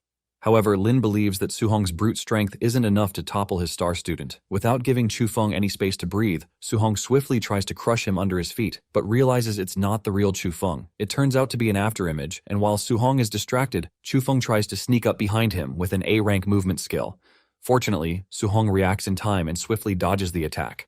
At that moment, Chufeng is almost out of juice and tells Su Hong to stop running. He commends him for lasting this long and admits that Su Hong's strength is commendable for an early-stage Tier 1. Chufeng even claims that he has been holding back out of consideration for Su Hong's low level. Despite all his long talks, Su Hong ignores him and raises his finger towards him. Chufeng is puzzled as he wonders what Su Hong is doing, but before he can figure it out, Su Hong traps him in a flame cage, leaving Chufeng speechless. He can't believe that Su Hong also possesses a control-type martial art with his low level. Believing that Su Hong cannot maintain the cage for long, Chufeng plans to wait for it to collapse before making a move. Meanwhile, Lin is finally convinced that Su Hong's talent is insane, while Chin is just as shocked as he is. Seeing the expression on Chin's face, Lin calls him out for pretending, believing that Chin must have taught Su Hong the flame cage skill. Unbeknownst to him, Chin is equally confused because he only showed Su Hong that skill once. Lin continues grilling Chin, especially since he thought Su Hong possessed a wind attribute. Chin smugly reveals that Su Hong actually possesses multiple attributes. Lin closely observes the flame cage and wonders why it hasn't collapsed. When Chin looks closely, he notices a blue flame gathering around Su Hong's hand. Chufeng's eyes widen when he notices it, and he almost drops dead when he realizes that Su Hong can also attack while maintaining the flame cage. This is something that even a Tier 3 martial artist struggles to do, but it's only a piece of cake for a monster like Su Hong. Without wasting any time, Su Hong uses the bone nether flame fist to attack Chufeng inside the prison. Chufeng tries to block it with the wood shield, but Su Hong's punch breaks through the shield, hitting Chufeng in his abdomen. This strike almost causes him to throw up his whole digestive system and even shatters his sword into pieces. Without giving Chufeng any chance to recover from the first punch, Su Hong delivers another strike, ripping the dude's shirt. When Chufeng's back hits the cage, the flame barbecues his skin medium rare, but he immediately activates a recovery skill, completely healing himself. Chufeng then boasts about his healing power, telling Su Hong not to underestimate his wood spirit body. Su Hong is impressed by Chufeng's physique and its ability to recover, but since one punch didn't do any damage, he decides to continuously punch him until his recovery skill can't keep up. Su Hong then unleashes a flurry of attacks on him, but Chufeng continues to heal himself, believing that his endurance will surely outlast Su Hong's. After a while, Su Hong stops hitting while Chufeng activates the recovery skill. He proudly challenges Su Hong to see whose special skill runs out faster. Su Hong knows that his flame cage is about to dissipate because he's running out of spiritual energy, and once Chufeng breaks free from the cage, the tables might turn against him. After briefly weighing his options, Su Hong deactivates the flame cage by himself, making Chufeng feel smug for a minute. Chufeng boasts that it's his turn to counterattack and claims that Su Hong is sure to lose. But the next moment he swallows his words as Su Hong shows off his Fire Thunder attribute fusion. He wasn't planning on using it because it consumes way too much energy, but Chufeng just had to mouth off ignorantly. It is at this very moment that Chufeng knew he had picked on the wrong opponent. He refuses to believe that this is the power of a low-level Tier 1 martial artist and finally admits that Su Hong is a monster. Despite the obvious gap in their power, Chufeng refuses to give up, and to keep Su Hong away, he places his hand on the ground to activate wood release. With this skill, he builds a strong wooden wall separating him from Su Hong. Unfortunately, that doesn't stop a monster like Su Hong from easily tearing through the wall with Thunderfire Fusion Fist. With a single punch, he rams through the wooden wall and punches Chufeng directly in the face, knocking him out. An eerie silence falls on the arena as everyone tries to process what they just witnessed. After a brief pause, loud chatter erupts as the spectators discuss Su Hong's strength. Someone even compares his punch to that of an S-rank martial artist. Lin, on the other hand, is still trembling as he questions what type of beast Chin brought to his turf. He can't believe that Su-hong can actually use the legendary attribute fusion and finds it even more ridiculous that he mastered it at such a young age. However, Chin has seen way too amazing things from Su-hong to be moved. Taking advantage of this, he decides to rub it in Lin's face by casually revealing that it only took Su-hong 1 month to fuse 2 attributes. Lin's brain starts buffering as he takes a little time to digest what he just heard. But old Chin doesn't stop there, and further explains that Su-hong has 100% affinity in all 7 attributes, and he practices all 7 of them simultaneously. At this point, Lin's soul is ready to check out of his body while Chin casually sips tea, clearly enjoying himself. Meanwhile, Lin's mind almost explodes as he tries to comprehend the fact that an early-stage Tier 1 dude fused 2 attributes in 1 month and has 100% affinity for all 7 attributes while practicing them all at the same time. Chin brings him back to reality, reminding him that he owes Su-hong the A-rank Thunder Spear art and his ultimate technique, the Palm Thunder. A few moments after the match, Lin takes Su-hong to the martial arts training room to fulfill his promise. As they stare down at each other, tension strong enough to power the city settles in the room. Su-hong's calmness leaves Lin feeling uneasy because he has never seen a freak of nature like Su-hong before. After a brief silence, Lin tells Su-hong that he's going to teach him the A-rank Thunder Spear art, known as the 9 Heaven-Breaking Spears. Apparently, the 9 Heaven-Breaking Spear has 3 stances with 3 moves each per stance. Each stance is more powerful than the last, and the difficulty of learning them increases accordingly. Lin says he wouldn't even teach this skill to anyone below Tier 4, but he's making an exception because of Su-hong's talent. However, despite Su-hong's talent, Lin expects him to pick up only the first stance. After the briefing, Lin proceeds to demonstrate and tells Su-hong to watch him closely. For the first stance, called Overturning the River, he unleashes an enormous river of lightning, and with the second stance, Inverting the Sea, Lin flips the lightning sea upside down. The effect of the shockwave almost pulls Su-hong off his feet as if being washed away by a giant wave, but Su-hong manages to hold his ground. Lin then proceeds to show him the third and most powerful stance, Heaven Breaking. This strike hits the sea, turning it into a roaring tornado shrouded in lightning. As he carefully observes it, Su-hong notes that Lin actually held back during the last stance to stop it from destroying the practice training room. Despite that, he is amazed that the shockwave from the last stance caused such a terrifying tornado. Su-hong knows his so-called monstrous strength is nothing compared to Lin's power, but he vows to reach that level in the near future. A few seconds after his demonstration, Lin hands Su-hong a small book containing his detailed notes on the 9 Heaven-Breaking Spears. He tells him to practice it alone and ask questions if stuck at any stage. Su-hong thanks him for helping, but Lin brushes it off, saying he's just doing it to fulfill a bet. He then promises to teach Su-hong the second A-rank martial art after he masters the first stance of the 9 Heaven-Breaking Spears. This is because Lin believes that Su-hong can only comprehend the first stance, even with his talent. Lin then reveals to Su-hong that the Palm Thunder martial art is extremely stronger than the Thunder Spear. Su-hong is amazed to hear this, leaving him determined to quickly master the Thunder Spear and proceed to learn the next one. Afterwards, Lin leaves Su-hong to train alone, saying he'll be back to check on his progress later. 1 hour later, Lin returns to the practice training room expecting Su-hong to be having a tough time. Apparently, it is supposed to take about 1 or 2 months to fully master the Heaven-Breaking Spears. But upon entering the hall, Lin is shocked to see that Su-hong has achieved mastery at the beginner level. The worst is when Su-hong casually claims that he has only comprehended the basics and asks Lin to teach him the Palm Thunder art next.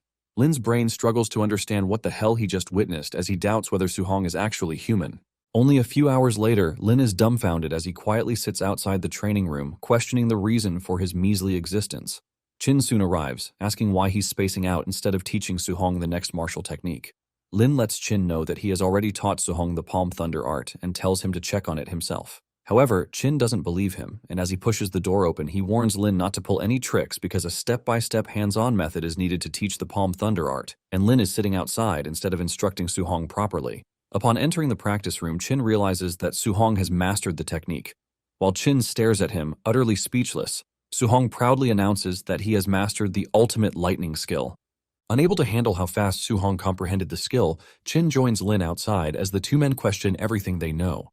Lin is even more devastated because it took him 3 months to master this same skill, and his teachers even praised him for being a genius. Lin then tells Chin that Su-hong's future is limitless because he's destined to reach Tier 9 one day. Chin comforts Lin and offers to treat him to a meal to get over not being the genius he thought he was. Before leaving, Chin tells Su-hong that they'll be heading back to Star City Camp the following day. He also tells him to find the camp's teaching assistant and get them to arrange a temporary room for the night. Later that night at Yang City's dorm, Su-hong settles down to check on his stats. He had gathered about 230 martial Dao points after defeating Chufeng, Tantuo, and his other friends. Su-hong's vital blood has also increased to 138, and 3 of his attribute guiding techniques have increased to level 5. All his A-rank martial arts are at mastery, except for spirit weapon condensation, which was still at beginner level. Since his vital blood is still low, Su-hong considers upgrading it a bit and using the rest of the points to upgrade his spirit, physique, and martial arts. However, after pondering for a while, he decides not to split the points because it is not enough to make any major splash on his stats. He then settles for only upgrading his vital blood, and after the upgrade, Su-hong's vital blood increases to 161 points. Su-hong's next priority is getting more martial Dao points, but after he beat up the so-called 3 geniuses, no one will dare spar with him again. Now his only option is to keep farming points in the beast room, even though it is a bit slow. Elsewhere, Lin is having a drinking spree with Qin while lamenting about how Qin cheated him out of 2 A-rank martial arts. Qin is already fed up because he has heard this over 100 times already. Just then, the teaching assistant barges into the room to remind Lin about the scheduled night raid. Lin gives him the go-ahead, reminding him not to go easy on the students. Without hesitation, the assistant immediately calls someone and orders them to start the night raid as instructed by Lin. But when Qin reminds Lin that Su-hong is temporarily staying at the dorms, Lin realizes he may have messed up. He hurriedly tells the assistant to postpone the raid, but it's too late as the man lets him know that the night raid has already begun. Meanwhile, outside the dormitory building, several top-tier martial artists gather to carry out the night raid. Among them is Jinfeng, who was beaten to a pulp by Su-hong back in Star City training camp, and his brother Jinlong. Jinfeng wonders why his brother, a high-grade Tier 2 martial artist, is participating in a night raid. Jinlong explains that Lin specifically called him in to test Chufeng's ability. However, Jinlong feels it's a bit overkill to have him handle a puny early-stage Tier 2 wood spirit. Watching his brother boast, Jinfeng can't help but feel a sense of déjà vu. Jinlong then teases Jinfeng about getting his peaches kicked during the night raid in Star City camp. Embarrassed, Jinfeng tries to argue that he was only defeated because he underestimated the opponent. He swears that he will definitely win if given another chance to redeem himself. Jinlong reminds him that it's nothing to be proud of for a Tier 2 martial artist to beat someone at the Tier 1 level. Jinfeng then warns his brother not to be like him and underestimate his opponent.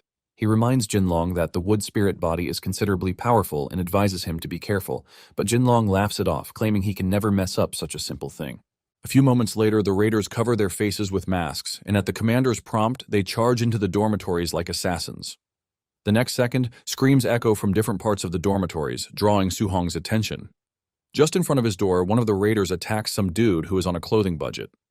During the commotion, the raider notices Su-hong and tries to attack him, but Su-hong jabs him under the jaw, knocking him into the roof of his dorm.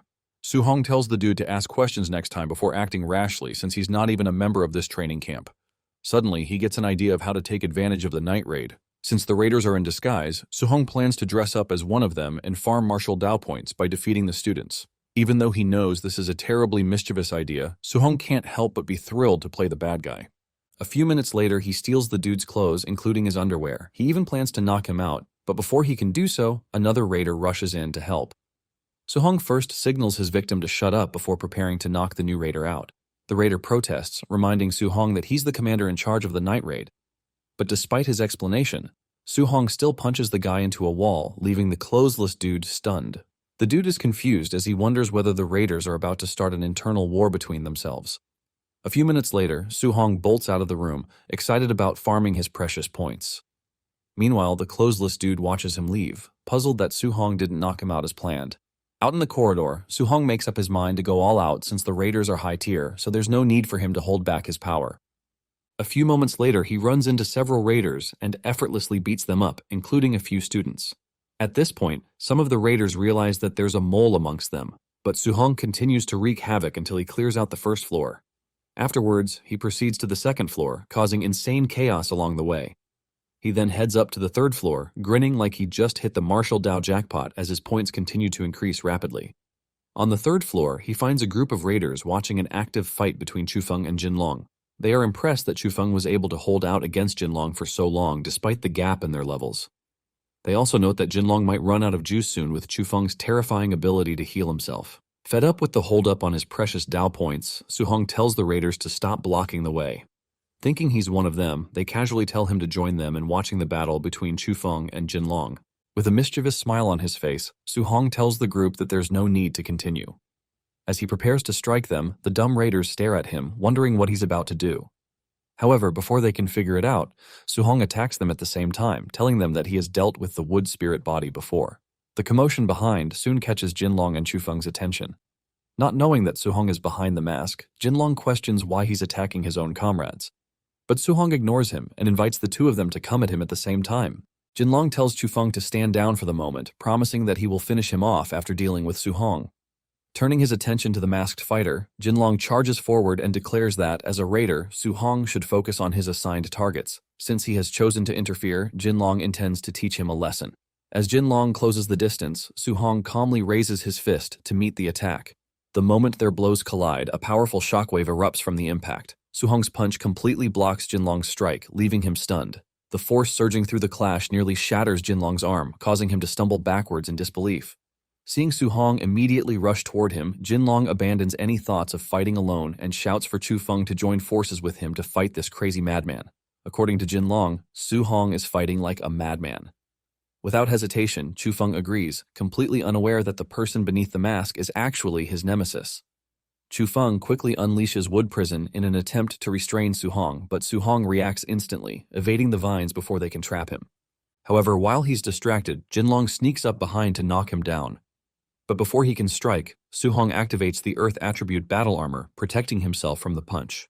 Jinlong is taken aback by this and is impressed that Suhong blocked his Tier 2 high-stage attack. This makes him wonder where this unknown terror came from. Suddenly, he loses sight of Suhong in his giant Earth Battle Armor. Jinlong quickly scans the room looking for him, but Suhong suddenly appears out of nowhere, slamming him into a wall. He almost spews his guts while Suhong turns to face Chufeng next. Without warning, he appears above Chufeng and punches him into the ground, knocking the poor dude out in one strike. After taking out the two of them, Suhong gains a whopping 140 martial Dao points for defeating Jinlong and 70 points for Chufeng. He then checks his stats, and thanks to this little adventure, Suhong earned over 2,400 martial Dao points in one night. However, all his other stats remain the same as they were before the night raid. The following day, the whole of Young City's training camp students nurse their wounds, including the raiders. Meanwhile, Lin blames Qin for bringing his monstrous student and throwing the camp into chaos. Qin smugly lies through his teeth, explaining that Suhong didn't do anything, but Lin refuses to believe him. Fed up, he practically kicks them out of his camp, and Qin hurriedly picks Suhong up like a piece of meat as they float into the air. On their way out, Qin asks Suhong whether he possesses any metal, wood, or water martial arts. Suhong replies that he doesn't, and old Qin decides to pull similar scams on his other friends to get Suhong what he needs.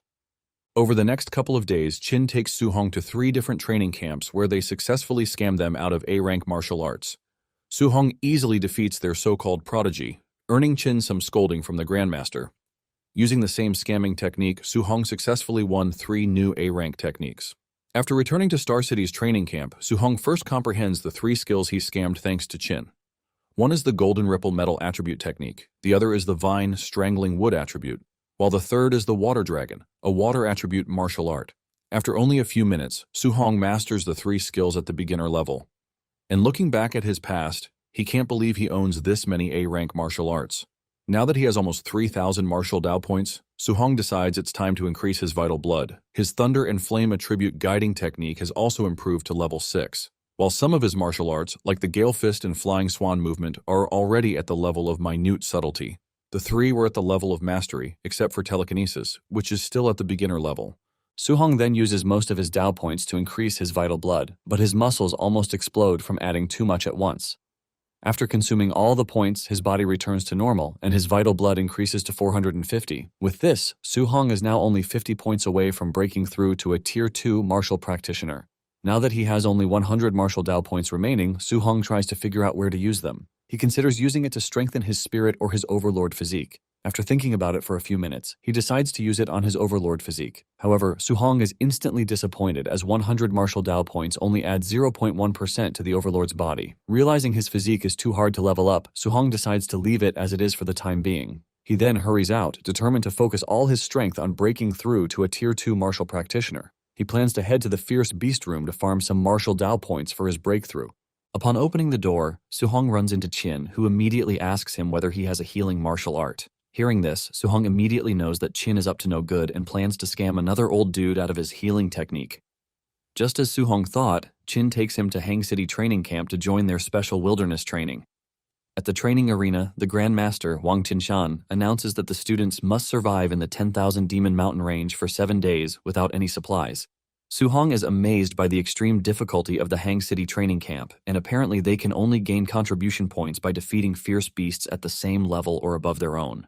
Since Hang City is located in the provincial capital, it is expected that their camp is full of actual geniuses. Hence, the difficulty of their training far exceeds that of Star City Training Camp, which at this point is considered a piece of cake. After the announcement, Qinshan orders the camp to move out, and without hesitation, the students leap into the mountains. Once they leave, Qinshan asks Qin if he still dares to bet, knowing that Su-hong hasn't even reached Tier 2. Qin assures him that he's confident before restating the terms of their bet. If Su-hong wins, Qinshan has to teach him an A-rank healing martial art. However, if he loses, Qin promises to teach an A-rank martial art to as many students who beat Su-hong. Qinshan reminds him that half of the students in Hang City Camp are at Tier 2 and wonders if Qin can teach them all. Wanting to save him some face, Qinshan tells him to forget about the bet and just let Su-hong experience the terror of the beasts in the 10,000 Demon Mountain range. Qin is worried when he learns that the beasts are from the myriad races demon cult, but Qinshan assures him that they're just low-level Tier 2 and Tier 3. Qin is still not convinced and warns that Qinshan is trying to work the students into their graves by making them face a Tier 3 beast from the myriad races demon cult. But Qinshan believes this training is necessary to prepare them for how cruel the myriad races war has become. Unable to reason with him, Qin decides to rest his case and just watch how things unfold. He quietly hopes for Su-hong to focus on coming back alive instead of fighting for first place. Meanwhile, Qin's fears prove unfounded as Su-hong wreaks havoc throughout the 10,000 Demon Mountains. Using the first stance of the Nine Heavens Breaking Spear, he cuts down hordes of ferocious beasts with ease. He then unleashes the wood attribute martial art, Vine Strangling, effortlessly tearing a massive serpent beast to pieces.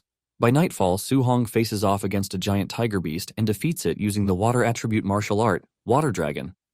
Although impressed by the power of his newly learned techniques, he realizes they consume a tremendous amount of internal spiritual energy, preventing him from using them continuously in battle.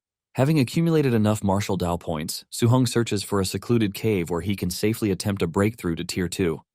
Once inside, he begins channeling the 500 martial Dao points he has gathered into his vital blood, initiating the breakthrough process. While Su-hong is focused on breaking through, a strange dude arrives near the cave, grumbling about being sent on an errand. It soon becomes clear that his group is preparing some kind of sacrifice deep within the 10,000 Demon Mountain range.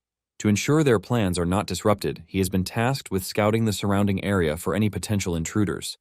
As he searches the area, he notices the corpse of a beast and immediately realizes that someone may be hiding inside the cave. Approaching the entrance, he calls out to the intruder, ordering them to come outside and accept a swift death. He even threatens to devour whoever is inside if they refuse to comply.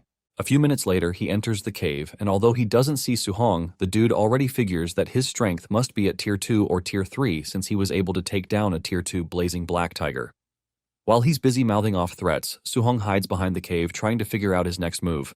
From his foul mouth, Su-hong can tell that the redhead is not a good guy. The way he looks down on Tier 3 martial artists makes Su-hong wonder if the guy is at Tier 4. Even though Su-hong broke through to Tier 2, he fears he's no match for a Tier 4 martial artist. So he decides the most important thing to do is find a way to escape the cave first. He then unleashes the water dragon to distract the intruder and buy himself a chance to flee. As Su-hong's water dragon rushes towards him, the redhead remains calm, and with a single flame strike, he blocks the attack. However, from the attack, the dude realizes that Su-hong is just an early-stage Tier 2. While he's distracted, Su-hong tries to swiftly escape, but the redhead notices and chases after him. Since Su-hong slayed a blazing black tiger at the early-stage Tier 2, the dude believes he's a genius. He then smugly boasts that his favorite pastime is slaying geniuses before they blossom. The guy suddenly stops in his tracks, looking puzzled when Su-hong stops running and pauses at the entrance of the cave. When he questions why he stopped, Su-hong explains that it's because he figured out the guy's level. Judging from the vital blood the dude emitted while chasing him, Su-hong could tell that he was only an early-stage Tier 3 martial artist. Su-hong says he only ran away, thinking the dude was at least a Tier 4. He then reveals that the tattoo on the guy's neck is from the Celestial race, meaning the guy is from the Myriad Races demon cult. Apparently, the Myriad Races demon cult is actually humans who detest being humans. They take pride in becoming part of the Myriad Races and are basically terrorists who attack and capture humans to sacrifice them to the Myriad Races to obtain power. And the one thing Su-hong hates the most in this life is the Myriad Races. Enraged, Su-hong blows hot, calling the redhead the scum of the earth, deserving of death.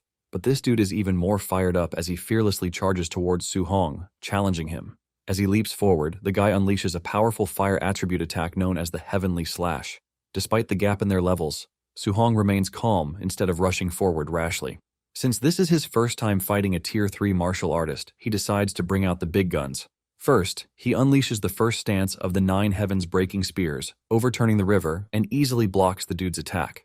Su-hong is disappointed by this because he was expecting some kind of resistance. But the attack of a so-called Tier 3 was dispersed so easily and in a single hit. Meanwhile, the redhead is utterly stunned by what he just witnessed. He can't believe that he's losing despite being a level above and using an A-rank martial art. What baffles him more is the fact that he thought Su-hong is a water attribute user, so he's quite confused about how he also has a thunder attribute. Refusing to accept his L like a king, the redhead unleashes a flurry of attacks, hoping that one of them would be a hit. Unfortunately for him, Su-hong effortlessly dodges them and, without warning, sneaks up behind him. Before the dude can react, he unleashes the second move, inverting the C, leaving the dude completely confused. Realizing he might have messed with the wrong monster, the dude decides to flee, noting that Su-hong's power far surpasses his puny Heavenly Sunslash. But just as he's about to retreat, Su-hong traps him in the wood prison, leaving him more confused than ever. The dude begins counting the 3 attributes he has seen so far, and none of what he's witnessing makes any sense. To make matters worse, Su-hong finishes him off with a little bit of Palm Thunder martial arts. However, when the dust settles, there is only a shell of the redhead left behind, making Su-hong realize that the guy somehow managed to escape. Elsewhere in the forest, the dude materializes out of thin air, putting himself back together like Humpty Dumpty. He admits that Su-hong is a monster and not just some basic genius. Unfortunately, just as his body finishes materializing, Su-hong appears out of nowhere, refusing to let the dude escape. The guy is clearly terrified, but before he can make any moves, Su-hong traps him inside the flame cage and immediately attacks him using the 9 Heavens Breaking Spears. Su-hong thrusts the spear straight into the guy's chest, shattering him into a million little pieces. However, his head remains intact only to call Su-hong a monster before turning to stone, ending his miserable life. For defeating a mutated celestial, Su-hong earns over 200 martial Dao points. Su-hong is surprised that defeating a myriad race's demon cultists gave him more points than fighting several beasts. After killing several beasts for so long in the mountain, he only obtained 500 points, but only one mutated celestial earned him quite a good number. Su-hong then recalls that the demon dude said something about a sacrifice. This makes him wonder if they captured humans for their so-called sacrifice. After thinking about it for a few minutes, he decides to inform Chin about it. Back in Hang City training camp, Chin receives the message that Su-hong encountered someone from the myriad race's demon cult. He then informs Chin-shan about the sacrifice and Su-hong's appeal to send a team to rescue humans who were captured. Chin-shan informs Chin that they don't need to send anyone because this time the cultists are sacrificing themselves, which is actually a good thing. Chin is not surprised to hear this, since the myriad race's demon cult has been known to be total psycho weirdos. As Chin continues to calmly sip his tea, Chin-shan reminds him that Su-hong might be in danger. But Chin isn't even slightly worried and tells him that Su-hong already took down the Tier 3 demon cultists. Chin-shan refuses to believe that a Tier 1 took down a Tier 3 martial artist and a myriad race's demon cultist at that. He tells Chin to stop bragging, but Chin has no intention of fighting to convince such an unbeliever. 3 days later, Su-hong is still farming martial Dao points by taking down fierce beasts. He planned to take out a few myriad races demon cultists, since they give him more martial Dao points. But after 3 days of searching, Su-hong hasn't come across any soul. His vital blood has increased to a little over 500, and even his spirit added a few more points, though slow as usual. All his other stats remain the same except for the Bone Nether Flame Fist and Flame Cage martial arts, which have both improved to minute subtlety. What disappoints Su-hong more is that after days of hunting several monsters, he only has a little over 800 martial Dao points, and this is less than he'd get for taking down 4 myriad races demon cultists. Thanks to his protagonist's plot armor, the universe answers Su-hong's prayer by delivering a woman from the myriad race's demon cult. The girl commends him for having such sharp senses and even flirts with him, not knowing that she's messing with the wrong dude. To teach Su-hong a lesson for trespassing on their turf, she decides to end him on the spot. She immediately attacks him with frost spikes, but Su-hong remains calm. In fact, he's clearly pleased that his precious martial Dao value was delivered right to his doorstep by Amazon. Su-hong then blocks her attack using the water dragon, but as a thick fog surrounds him, she tries to grab him from behind with a whip. Su-hong catches the whip just in time and plans to drill the girl for the location of the rest of her group. He then grabs the whip and drags her towards him, leaving her stunned and unable to resist. As he drags her towards himself, Su-hong uses the Bone Nether Flame Fist to slam her into the ground. He then threatens her to reveal the location of the myriad race's demon cult. Without hesitation, she gives him the coordinates and promises to tell him everything as long as he spares her life. Su-hong then asks how many Tier 3 martial artists are at their stronghold. She replies that there are 3 of them, including herself and 3 Tier 2 martial artists. Since he has already taken out the redhead dude earlier, plus this girl, Suhong reasons that they must have just 1 remaining. With only 1 Tier 3 remaining, Suhong plans to wipe out the demon cult stronghold and earn thousands of martial Dao points. This is because he wants to use some of the points to break through Tier 2 of telekinesis. While Suhong is distracted thinking about his precious points, the girl breaks free, mocking him for underestimating her. She also swears never to let him off before transforming into her mutated celestial form.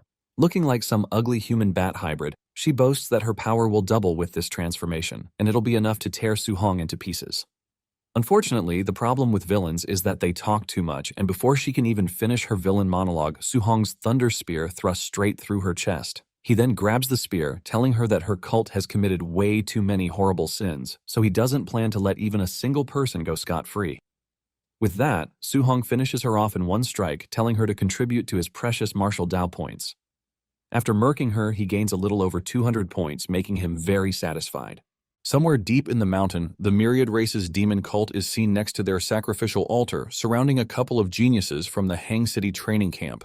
One of them curses under his breath for trusting a demon cultist who told them that there were only 3 people in the stronghold. Apparently, they were also told that the stronghold only has Tier 2 martial artists, but looking at the group now, every single one of them is a Tier 3 martial artist. A few moments later, the commander, Blood, orders his people to murk the 3 geniuses. Hearing this, the demon cultists are hyped up as they look forward to sacrificing them to their lords. It turns out the 3 of them are mid-stage Tier 2, and the one thing Myriad Race's demon cultists hate is geniuses. Despite knowing they're about to be toast, the trio refuses to give up without a fight and swear to take the cultists down with them. Determined to go down in style, the only girl in the group assures them that their master will avenge their deaths. Meanwhile, the so-called masters, Qinshan and Qin, watch the whole thing unfold from a distance. Qinshan even fishes for praise from Qin regarding the 3 geniuses of Hang City. Qin is truly impressed that they're prepared to give up their lives against over a dozen Tier 3 demon cultivators. Qinshan decides to let them fight a little bit and only save them if absolutely necessary. However, Qin tells him that they might not need to step in, as he notices Suhong rushing towards the sacrificial stronghold. Thinking Qin must be high on fake juice, Qinshan tells him to stop daydreaming. He refuses to believe that a Tier 1 trash can save people from the hands of several Tier 3 martial artists. Meanwhile, the 3 geniuses are still holding their ground, and one of them tells the other 2 to leave while he serves as bait to buy them time. However, they refuse to leave anyone behind and would rather perish together. Just as the demon cultist leaps forward to finish them, the trio resign their fates as their lives flash before their eyes. But a miracle suddenly happens as Suhong's lightning spear saves them at the last minute.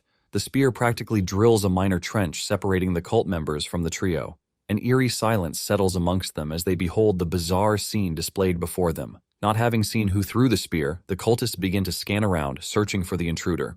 Before they can figure it out, Suhong leaps out of nowhere, swiftly crushing them like ants with the Palm Thunder martial art. Before long, he breezes through the group like the Flash, leaving behind only a trail of lightning and corpses. After handling them, Suhong quickly stops to check on the trio, but they are too stunned to speak to him. One of them immediately recognizes him as the crazy, powerful Suhong from the Star City training camp. The other dude praises Suhong for being so strong and taking down several Tier 3 martial artists in an instant. Meanwhile, Qinshan is starting to become a believer and wonders how Suhong is able to use Palm Thunder. Because Qin asked him to teach Suhong a healing martial art, Qinshan thought he possessed the wood attribute. Even Qin isn't able to answer because he's too stunned to see Suhong using Palm Thunder continuously, which can only mean he broke through to a Tier 2 martial art practitioner. Qin is especially amazed that Suhong was only in the early stage Tier 1 when he entered the camp. And before he departed for the special mission, he was at a high stage Tier 1.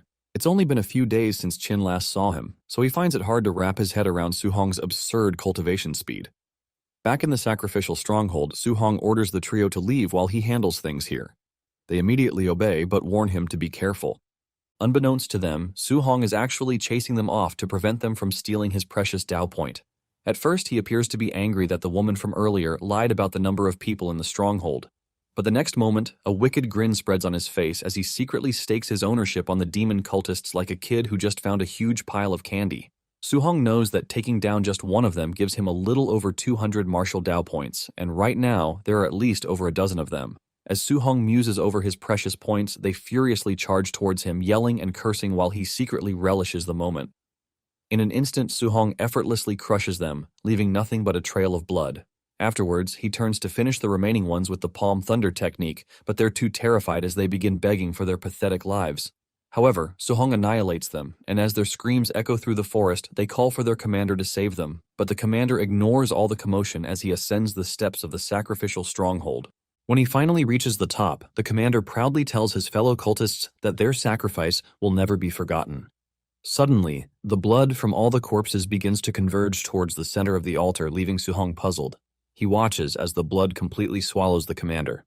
Suhong figures that this must be what they meant by sacrifice. A few minutes later, an actual celestial being named Tianming descends after the blood sacrifice. He proudly mocks Suhong, asking why he's not kneeling to the noble celestial race.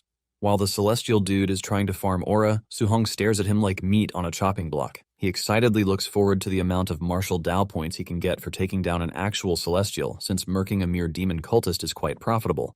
The celestial dude, Tianming, soon notices Suhong staring at him and feels disrespected that Suhong dared to gaze upon his royal heavenliness. To teach him a lesson for his insolence, Tianming suddenly attacks him. Suhong is actually stunned by the speed of his movement, and for the first time, he feels a bit uneasy. Before he can react in time, Tianming unleashes a powerful punch, but Suhong manages to successfully block it. Tianming finds it impressive that someone that strong exists among the younger generation of humans.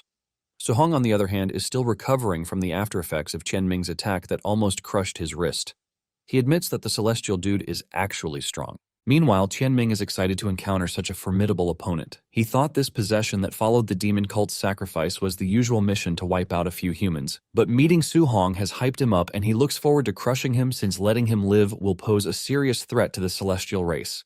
Unfortunately, Tianming realizes that he doesn't have much time as his body begins to collapse. Apparently, the body he possesses is at least tier 4, and now it's collapsing way too fast. However, Tianming believes that it is more than enough to crush Suhong. Planning to finish Suhong before his mortal body collapses, Tianming charges towards him to deliver another punch. In the meantime, Suhong tries to understand what Tianming's words mean. After considering it for a second, Suhong realizes that Tianming isn't actually a true celestial. Apparently, he's just a human shell possessed by a celestial being. This at least gives him the courage to boldly face Tianming as he charges forward, determined to see who gets to laugh last. Before long, a fierce battle breaks out between the two of them as each one clashes, trying to assert dominance over the other. Qin, who has been watching the whole thing like a match spectator, is amazed by Tianming's endurance. He notes that the physical body of a celestial body must be powerful to be able to keep up with Suhong's monstrous strength. Qin Shan, on the other hand, is more interested in Suhong than the celestial. He can't believe Suhong is fighting an actual celestial with pure strength and even giving him a hard time. Back on the battlefield, Suhong releases a flurry of punches while Tianming struggles just to block them, and the most shocking thing of all is that Suhong is a whole realm below this so-called celestial. A few moments later, Suhong delivers the last blow, causing Tianming to stagger backwards. Tianming, already looking battered, questions Suhong about his physique. He notes that his strength has never failed him while facing even the rated geniuses of all races. Even though he can't use his full celestial power due to the limitations of this mortal body, a mere human should not be able to resist him to this extent. Seeing the expression on Tianming's face, Suhong mocks him for running out of fuel. He clearly seems to be enjoying himself and feels he hasn't experienced anything as exhilarating as this ever since he awakened the Overlord physique. This is because he used to hold back his power for fear of harming someone. However, while facing the myriad races demon cult and a celestial, he can go all out and simply focus on actually hurting his opponent. Meanwhile, Tianming tries to blame his weakness on his collapsing physical body, but Suhong stops him mid-sentence, saying he also wishes to fight the real celestial body. That way he can thoroughly enjoy this exhilarating fight even more. Enraged by Suhong's humiliating words, Tianming decides to bring out his big guns. He activates the Divine Treasury, an ultimate skill that can rain down several divine spears from the sky. Suhong is utterly mesmerized by the sight before him to the point of dropping his very little earthly spear. He notes that the golden spears are capable of annihilating a Tier 3 martial artist. As usual, Suhong tries to copy this technique, but the system notifies him that it cannot be learned. Suhong is stunned to discover that there are martial arts that cannot be comprehended by the mortal mind. It turns out Tianming's Divine Treasury skill is the Celestial's innate martial art, and apparently only those with the pure bloodline can wield it. Qin figures that Tianming must be a big shot among the Celestials since his bloodline is extremely pure. Qin Shan, already panicking for Suhong's safety, tells him to stop worrying about Tianming's identity and save Suhong. He says they can't let an important treasure like Suhong perish at such a critical moment, but Qin stops Qin Shan from stepping in and tells him to wait for Suhong to use his ultimate move. Qinshan is shocked when Qin casually reveals that Su Hong has 100% affinity in all 7 attributes. He also reveals that Su Hong mastered the fusion of thunder and fire attributes when he was only at the early stage, Tier 1. Back on the battlefield, Qianming prepares to end Su Hong, saying he can't be allowed to live as his very existence poses a massive threat. He then summons the spears to attack, declaring that Su Hong dies today. As the golden spears rush towards him, Su Hong remains calm. Since Qianming is forcing him to go all out, Su Hong whips up the Holy Grail third stance of the 9 heaven-breaking spears, heaven-shattering. He then unleashes a powerful bolt of lightning, completely deflecting all the golden spears and turning them to mush. It is at this very moment that Qianming realized he had messed with the wrong human. As the lightning spear heads towards him, he doesn't even know how to react and just accepts his celestial L without putting up a fight. Su Hong's strike tears through Qianming, completely obliterating him into a million little pieces like his tiny, fragile ego. After the dust settles, Su Hong gains a whopping 843 martial Dao points for slaying Qianming's mortal shell. Su Hong is quite satisfied with this, and just then, the old geezers arrive with Qinshan calling Su Hong all sorts of endearing names, leaving Su Hong a bit confused. Without warning, he begins squishing him all over as if he just stumbled on a precious gem. He can't believe that a Tier 2 martial artist defeated an actual celestial. Su Hong is confused that they're making such a fuss over a mere celestial. His mid-reaction leaves Qin wondering whether such a feat isn't considered a huge deal in Su Hong's eyes. Basically, Su Hong thinks Qianming is just an ordinary celestial among the top 10 in the myriad heavens. Since an ordinary dude forced him to use his ultimate move, Su Hong believes the geniuses of the celestial race must be terrifyingly powerful. Qinshan and Qin stare at him as if he has a few loose screws because only they know that the person Su Hong just faced is considered one of the top dogs among the celestial race. Seeing the weird look on their faces, Su Hong asks if he said something wrong, but the 2 old geezers decide not to reveal what they know. They swallow their words, choosing to allow Su Hong to keep thinking he defeated an insignificant celestial dude. 4 days later, the students return to the training camp after the completion of their 7-day exile in the 10,000 Demon Mountain range. As usual, Su Hong takes the first place, scoring over 17,000 points, while the 3 Hang City geniuses manage to get over 4,000 each. Su Hong's scores leave everyone in awe, making them wonder whether someone rigged the scoreboards. One of the geniuses Su Hong saved in the sacrificial stronghold defends him, explaining that Su Hong's strength is invincible. Another one of them chimes in, explaining how Su Hong single-handedly took down several Tier 3 demon cultists in an instant. With so much happening, everyone begins to scan the arena for Su Hong, but someone informs them that he's learning an A-rank martial art from Grandmaster Qinshan. Elsewhere, Su Hong has finished learning the healing martial art in less than a day, leaving Qinshan amazed. Qin lets him know that insane things like this have become an everyday thing for Su Hong. Back in the training room, Su Hong is pleased with the effect of the healing martial art he learned from Qinshan. Apparently, it is known as the most valuable healing technique, and it even erased Su Hong's old scars. Afterwards, Su Hong checked out his stats, and he was able to gather about 4,800 martial Dao points after 7 days in the wilderness. With this point, he plans to increase his spirit to 500 and break through to Tier 2 Spirit Master. Apart from increasing his spirit point, he also wants to boost his vital blood a bit. Meanwhile, in the Celestial Temple of the Celestial Race Planet, Qianming is scolded by the Celestial Council for losing to a mere human. They mock him for being suppressed by Su Hong and still losing after using the Divine Treasury. Qianming tries to explain that there's nothing human about the dude he faced. The council then calls for another celestial dude named Tianshang and orders him to issue a bounty on Su Hong. He is ordered to eliminate Su Hong at all costs to prevent him from becoming a threat in the future. Overly confident in his skills, Tianshang smugly accepts the council's command. They then ask if he has found any divine artifact fragments within the human territory. Tianshang explains that he hasn't found any, but reveals that they have some promising news about it. The council then orders him to keep searching and make sure to prevent humans from knowing about it. Back in the Star City training camp, Tantuo and his group have been training like their lives depended on it. Their daily sessions have even become a topic of discussion among everyone in the camp. It turns out they have been practicing non-stop after Su Hong trashed the floor with their dignity. Now, instead of strutting through camp like shaved peacocks, the trio spends all their time inside the gravity and ferocious beast room. They also trade all their contribution points for pills to boost their strength. Their hard work definitely paid off because the trio broke through to Tier 2 within a month. Even the flamboyant Singy, who loves being a pretty flower boy, is now a dedicated muscle junkie. And all 3 of them have the same goal, to challenge Su Hong to another match. Later on, Qin returns to the camp, but without Su Hong, and when Linza asks him about it, he reveals that Su Hong went into the forest to train for a few more days. The training camp ends in a few days, so Linza is worried that Su Hong might not make it back in time. However, Chin assures him that Suhong knows his limits and will surely return to camp on time. 2 days later, Suhong is seen cultivating on top of the peak of a mountain, unaffected by the giant serpent slithering its way to the top. Suhong uses his martial Dao points to increase his spirit to 500 as he planned. Just as the serpent finally makes it to the top and tries to munch on him, Suhong pushes back with just the wave of his palm now that he's proficient in telekinesis.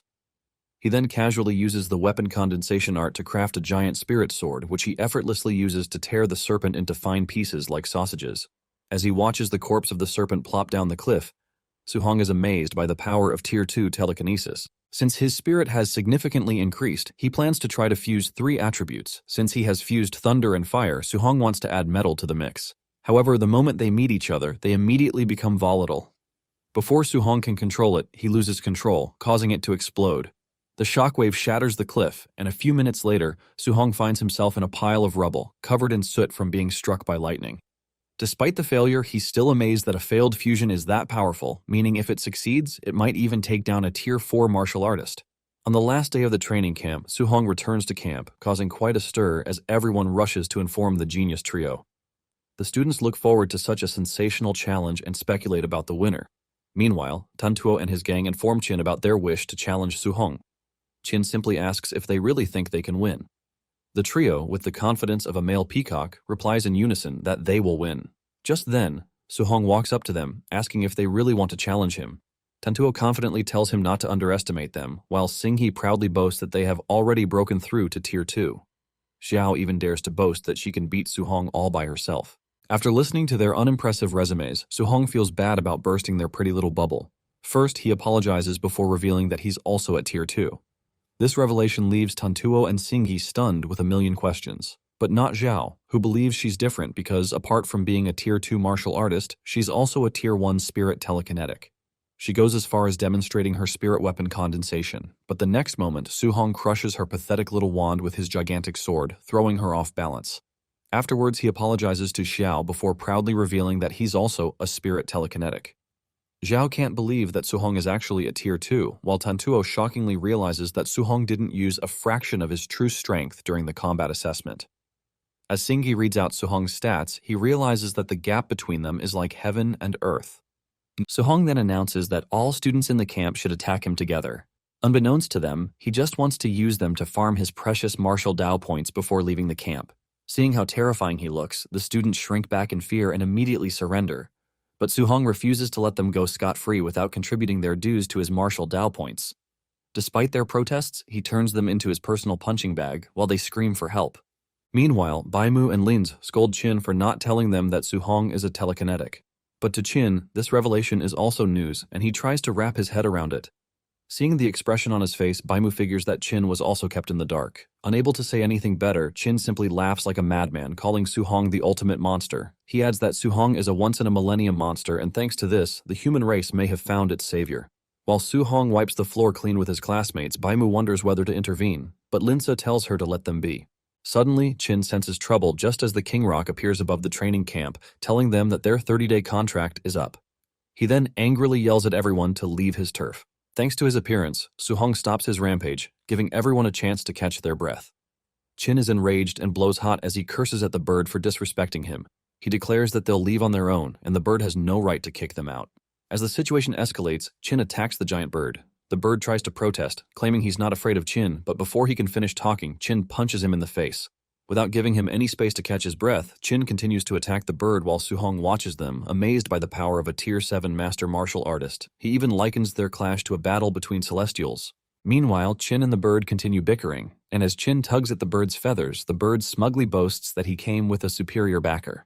Chin, however, remains completely unfazed, boldly declaring that he would beat up the so-called superior backer as well. Suddenly, a thunderous voice echoes from above, commanding them to stop. The moment Chin hears it, a chill runs down his spine, making him uneasy. Out of nowhere, an eerie dark figure emerges, and it turns out to be the Lord of Myriad Demons. Linz is surprised that the King Rock actually has connections to the Lord of the Myriad Demons. Basically, the Lord of the Myriad Demons is among the strongest beings in the Myriad Demons mountain range. Even the weakest among them is at Tier 9, while some even reach the King Realm above Tier 9. Suhong can only stare in silent awe as he gazes upon such an overwhelming powerhouse. Since he is only Tier 2 at that point, Su-hong categorically knows that the gap between him and the demons is like heaven and earth. He realizes that he wouldn't even be able to do anything if superpowers like the demon god decide to attack Star City. Nonetheless, Su-hong is determined to reach the highest realm one day. The Golden Bird finally retreats after promising Qin that it is going to deal with him later. Qin is not essentially worried about the appearance of the demon god because he knows that the demons have an agreement with humanity, so the powerhouse cannot casually make a move, which means the younger generation is safe to an extent. Even with the appearance of the demon lord, the training camp concluded as it should have. Su-hong is excited to see his uncle and auntie since he is pretty sure that they are already worried about him. Before getting on the bus, Chen and Tu find him, urging him to stay cool with them because they are pretty sure he is going to become a celebrity once they return to the city. Su-hong assures the two that he holds no grudge against them, letting them know that he would have even forgotten the whole issue if they hadn't reminded him. The students are informed that they have to head to the city lord's estate where a banquet is being held, and this is to thank the students for their hard work. While the others are celebrating this, Su-hong is basically frustrated that he won't get to see his aunt and uncle as quickly as he planned. Meanwhile, at the city lord's estate, Su-hong's parents have been invited to the banquet and are placed at a high table. The two are left totally shocked, and the same thing goes for the elites who are present in the hall. They are absolutely gutted that two gutter rats are invited to the hall. They assume that it is a mistake on the part of the waiters who just let anyone they see in. Su-hong's auntie asks her husband if they are not embarrassing Su-hong with the way they are dressed, but he reminds her that they are wearing their best outfits, so they have no choice. The two are discussing how rough everything is when Lee shows up with a bright smile on his face, introducing himself to the two. Their hearts almost vibrated out of their bodies when Lee approached them, but he urged them to stay calm, telling them that they had no reason to be nervous. Lee is still taking things cool when Wu rushes in to shake Su-hong's uncle, while using the opportunity to introduce herself. She lets the two know that their boy, Su-hong, is the best genius she's ever seen. Wu's presence only makes the two even more nervous, but the elites, on the other hand, are all left in shock. They wonder why the principal and even Wu are talking to the two ragtags. At the same time, Wang Ni, Tantuo's father and also the lord of the city, is having a friendly conversation with his peers, Zhao and Xinghe's fathers. The trio boasts about how impressive their kids are, and they are very confident that they are going to return as the top students of the training camp. The argument between the trio on who has the best child soon gets so loud that Lee asks Wu to stop them.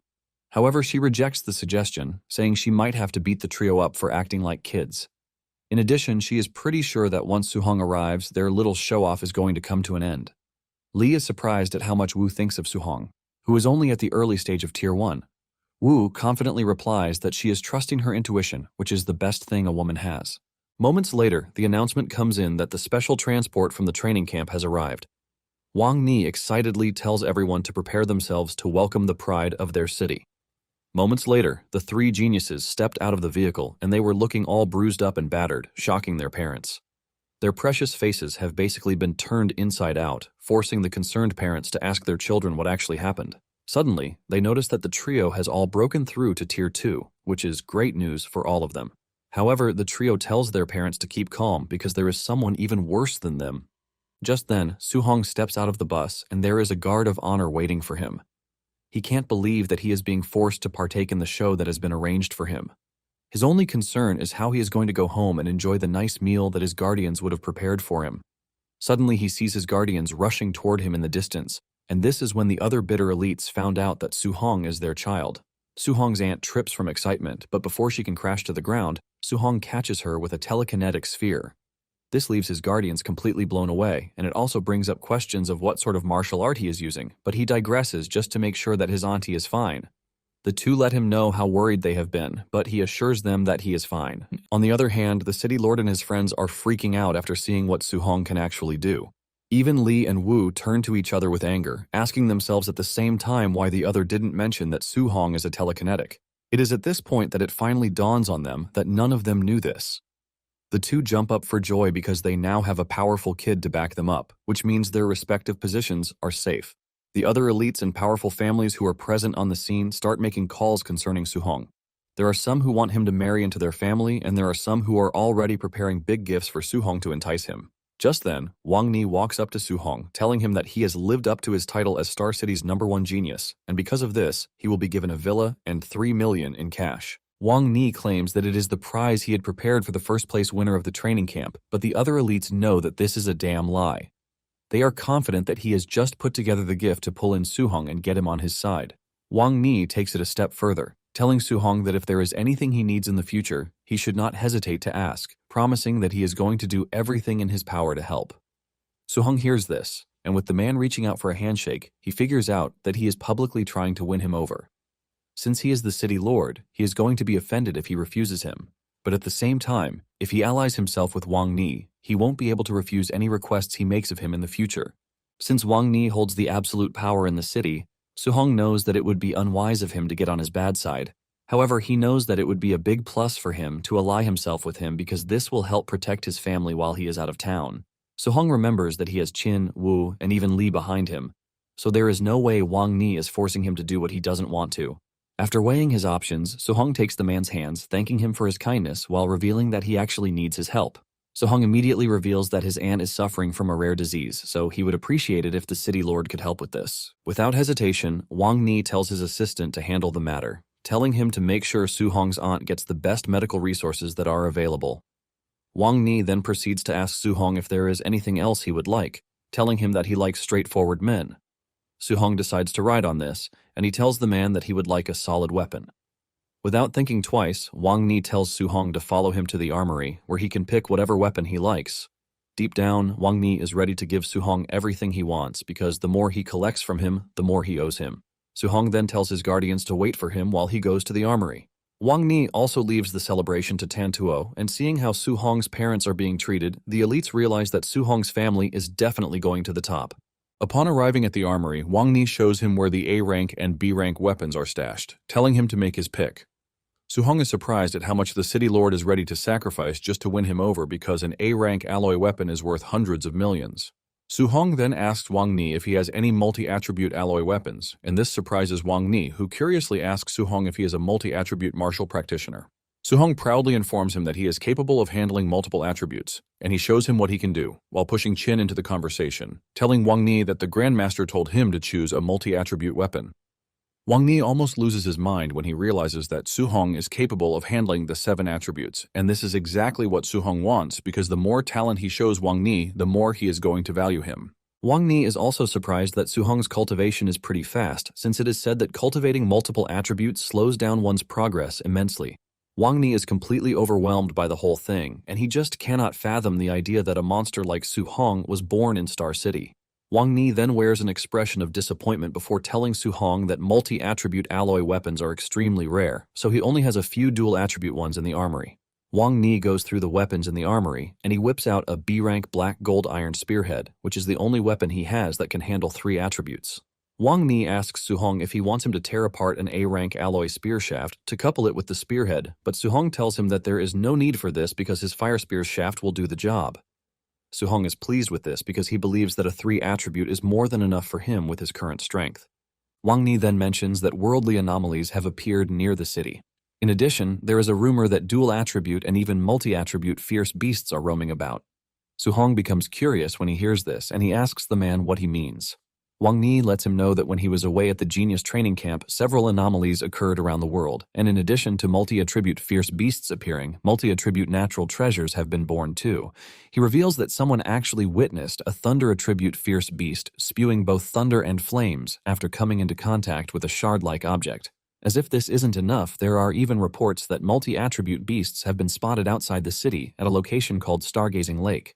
Wang Ni lets Su-hong know that the lake is too dangerous at the moment, but he assures him that he will be able to find multi-attribute weapons once he enters a martial arts university in the future, so he doesn't have to rush and take unnecessary risks at the moment. After the whole conversation, Su-hong thanks the man for his guidance. A few hours after this, the residents in Su-hong's neighborhood are left in complete shock when they see an official vehicle in the area.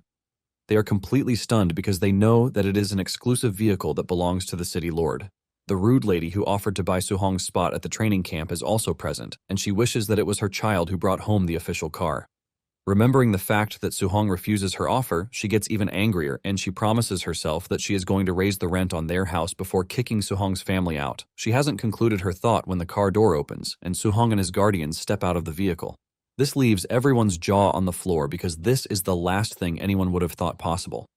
Su-hong's uncle then walks up to the lady to tell her that they have been given a villa, so they are moving out the next day. This leaves the lady completely shocked, and the man tells her that they will need their rent balance. However, his wife tells him to leave the money for her because their family is now rich. As they walk into the house, the man even suggests that they move their tables and chairs to the villa, but his wife urges him to stop being stingy because Su-hong is now a big shot, so they basically lack nothing. The rude lady can only watch in surprise as they walk into the house, looking happy and glam. Later that night, Su-hong heads to the roof as usual to cultivate, and realizing that it is going to be the last time he will cultivate there, he starts missing the whole neighborhood. After he has upgraded his spirit points, he still has over 1,900 points left. He then upgrades his vital blood to break through to the mid-stage of Tier 2. After this, he decides to look up the worldly anomalies that Wang Ni mentioned. He grabs his phone and almost crushes it, and this lets him know that his body hasn't fully adapted to the mid-stage Tier 2 strength just yet. Su-hong starts reading articles about the anomalies, and he finds out that there is even a situation where grandmasters had to step in, revealing the severity of the whole issue. There is also an article that mentions that all the martial artists who witnessed the mysterious shard have all died in ways that cannot be explained. This leaves Su-hong considering his options, and even though he knows that he might not be able to beat a Tier 4 martial artist, he doesn't think escaping from one is going to be much of a problem. He then concludes that he is going to check out Stargazing Lake the next day after they are done moving to the villa. The following day, Su-hong's family receives a bulk of gifts from their new neighbors. There are so many presents that they are even worried that they won't have a place to store them all. It is pretty obvious that the rich neighbors are just trying to get on Su-hong's good side. They let Su-hong know that he can actually come by their house whenever he wants, and Su-hong nervously says yes. After a rigorous morning of attending to visitors, Su-hong finally gets some time for himself, and he is glad that he can actually get the chance to head to Stargazing Lake later that afternoon. At the martial artist base that afternoon, Su-hong is surprised that there are so many people at the base because he believes that all the martial artists should be heading to the Stargazing Lake when there are so many anomalies there. It turns out that the base is filled with Tier 1 martial artists who are scared to go outside thanks to the Tier 3 and Tier 4 martial artists who are at the lake. They know that they don't even have the strength to fight back if the high-ranked martial artists decide to rob them. Meanwhile, on the second floor of the base, White Fox's uncle, Yechi, asks a strange man if he is sure that Su-hong was the one who killed his nephew. The strange dude calmly replies that he is 100% sure, but just then, he gets up from his seat to unleash an overwhelming aura which knocks Yechi to his knees. He lets Yechi know that he has to watch his tone, and he is obligated to address him as Sir. Yechi trembles in front of the overwhelming power in front of him, and he quickly agrees to address the strange man as he wants. Later on, Su-hong heads to the Stargazing Lake, and he makes sure to keep himself hidden. At the lake, he realizes that it is filled with Tier 2 and Tier 3 martial artists. In fact, there are also Tier 4 martial artists on site. While observing the scene, a star-spotted giant fish, which is a Tier 3 beast, suddenly emerges from the lake, putting everyone on their toes. It turns out that it is also a dual-attribute water cannon, and the Tier 2 martial artists start running away. However, a defensive attribute Tier 4 martial artist stays back to block the fish's attack, while boasting about his defense. However, his defense soon gets overwhelmed by the fish. Su-hong is surprised that the fish is able to break the dude's defense, while injuring him in the process too. Just then, another Tier 4 martial artist emerges out of nowhere and lunges toward the beast. The overly excited martial artist talks about how impatient he has been waiting for a beast of its caliber, and he delivers a powerful punch that knocks the fish to the ground. With the fish out of the water, the martial artist pounces on it, and in under a minute, they have decimated the fish. They cut up the fish, but they are all disappointed that there is no treasure whatsoever inside the fish. Su-hong is left in complete shock at how a Tier 3 beast is turned into a sashimi in just 1 minute. With this, he realizes that the Tier 4 martial artists are way too vicious for him, so he has to move away from them, or he won't get to hunt anything. Suddenly, he senses an attack coming from behind, and just as his head is about to fly off his neck, Su-hong engages his mental telekinetic power to slow down the attacker, while using the opportunity to leap out of the way. The attack hits the ground, leaving a massive shockwave, and seeing the pressure from the attack, Su-hong realizes that he is under attack from a Tier 4 martial artist. Su-hong doesn't even think twice before putting some distance between himself and the dude because he knows that he would definitely have died if he hadn't used his power to delay the dude's attack. Before Su-hong knows it, he realizes that the Tier 4 martial artist is not alone, and he has 6 more Tier 3 martial artists backing him up. As if this is not enough, there are also 7 Tier 3 martial artists coming from the other side. Su-hong cannot believe that over a dozen Tier 3 martial artists and a Tier 4 martial artist are aiming for his head. He weighs the whole situation, and realizes that even the city lord doesn't have this kind of pull, leaving Su-hong to start wondering who he had offended. Moments later, the assassins are already complaining of Su-hong's speed because the information they were given didn't let them know that he is capable of such impressive martial arts. Nonetheless, they are pretty sure that Su-hong cannot beat them in a game of endurance. Unknown to them, Suhong has no intention of playing a game of endurance with them, and he soon leaps into the air. Right before their eyes, he flies off, leaving his assailants in the dust. They are left in total disbelief because it is not normal for a Tier 2 martial artist to be able to fly. After putting a bulk load of kilometers between them, Suhong finally comes to a halt. He is already breathing heavily like a goat, and this is because his vital blood has been depleted and his mana is almost out too. At the moment, he realizes that the only thing left for him is the sheer toughness of his overlord body, which he can use to run as far as possible using pure physical strength. At the same time, he wonders who is trying to kill him, but the only person he can think of is Yeki. He concludes that they paid a huge sum to assassins just to get rid of him. Even though he is pretty sure that he can handle the Tier 3 martial artists, his concern is the Tier 4 martial artist. He knows that if he goes after the Tier 3 martial artists first, he is going to be ambushed by the Tier 4 martial artist from behind. At the same time, if he goes after the Tier 4 martial artist first, he's going to get injured, which will lead to the Tier 3 martial artists surrounding him just to kill him. He figures out that unless he can take out the Tier 3 martial artists with extreme speed, he won't get a chance to fully focus on the Tier 4 martial artist. Meanwhile, the assassins are raging about the information that they were given. The assassins tell their boss, the Tier 4 dude, that they are going to be in big trouble if Suhong manages to return to the city. However, this isn't even the major issue because their employer is also a big problem. They are scared that their employer is going to tear them apart if they find out that they failed. Their leader then tells them that they have nothing to worry about because if Suhong returns to the city, he is only going to die faster. Just then, the celestial dudes appear in the distance, telling the assassins not to be so angry about the information that they were given because they only just found out the day before that Suhong is a Tier 2 mental telekinetic, which is why they were not able to update the information on time. However, they let the assassins know that this is a good thing because they have people stationed where there are anomalies. They are going to lock down the entire area, so it is up to the assassins to kill Suhong. And if they can't, they should be prepared to die. The Tier 4 martial artist thanks the dude for his help and assures him that he is going to tear Suhong apart. The next day, Suhong continues with his hunt inside the forest while the assassins follow his trail. This continues for the next 7 days. While he is busy hunting down monsters, the assassins chase him around the forest, and whenever he gets the chance, he takes out any of the Tier 3 martial artists who strays away from the pack before escaping from the Tier 4 martial artist. At this point, Suhong realizes that he is already exhausted, and he decides to head to the Star City official supply stronghold. Even though it is very risky, he knows he has no choice but to rest there for the night. He believes that his assailants shouldn't be so bold as to attack him directly on official territory. However, as he enters the stronghold, he can sense eyes watching him, and with this, he concludes that Yeki is the one who wants him dead.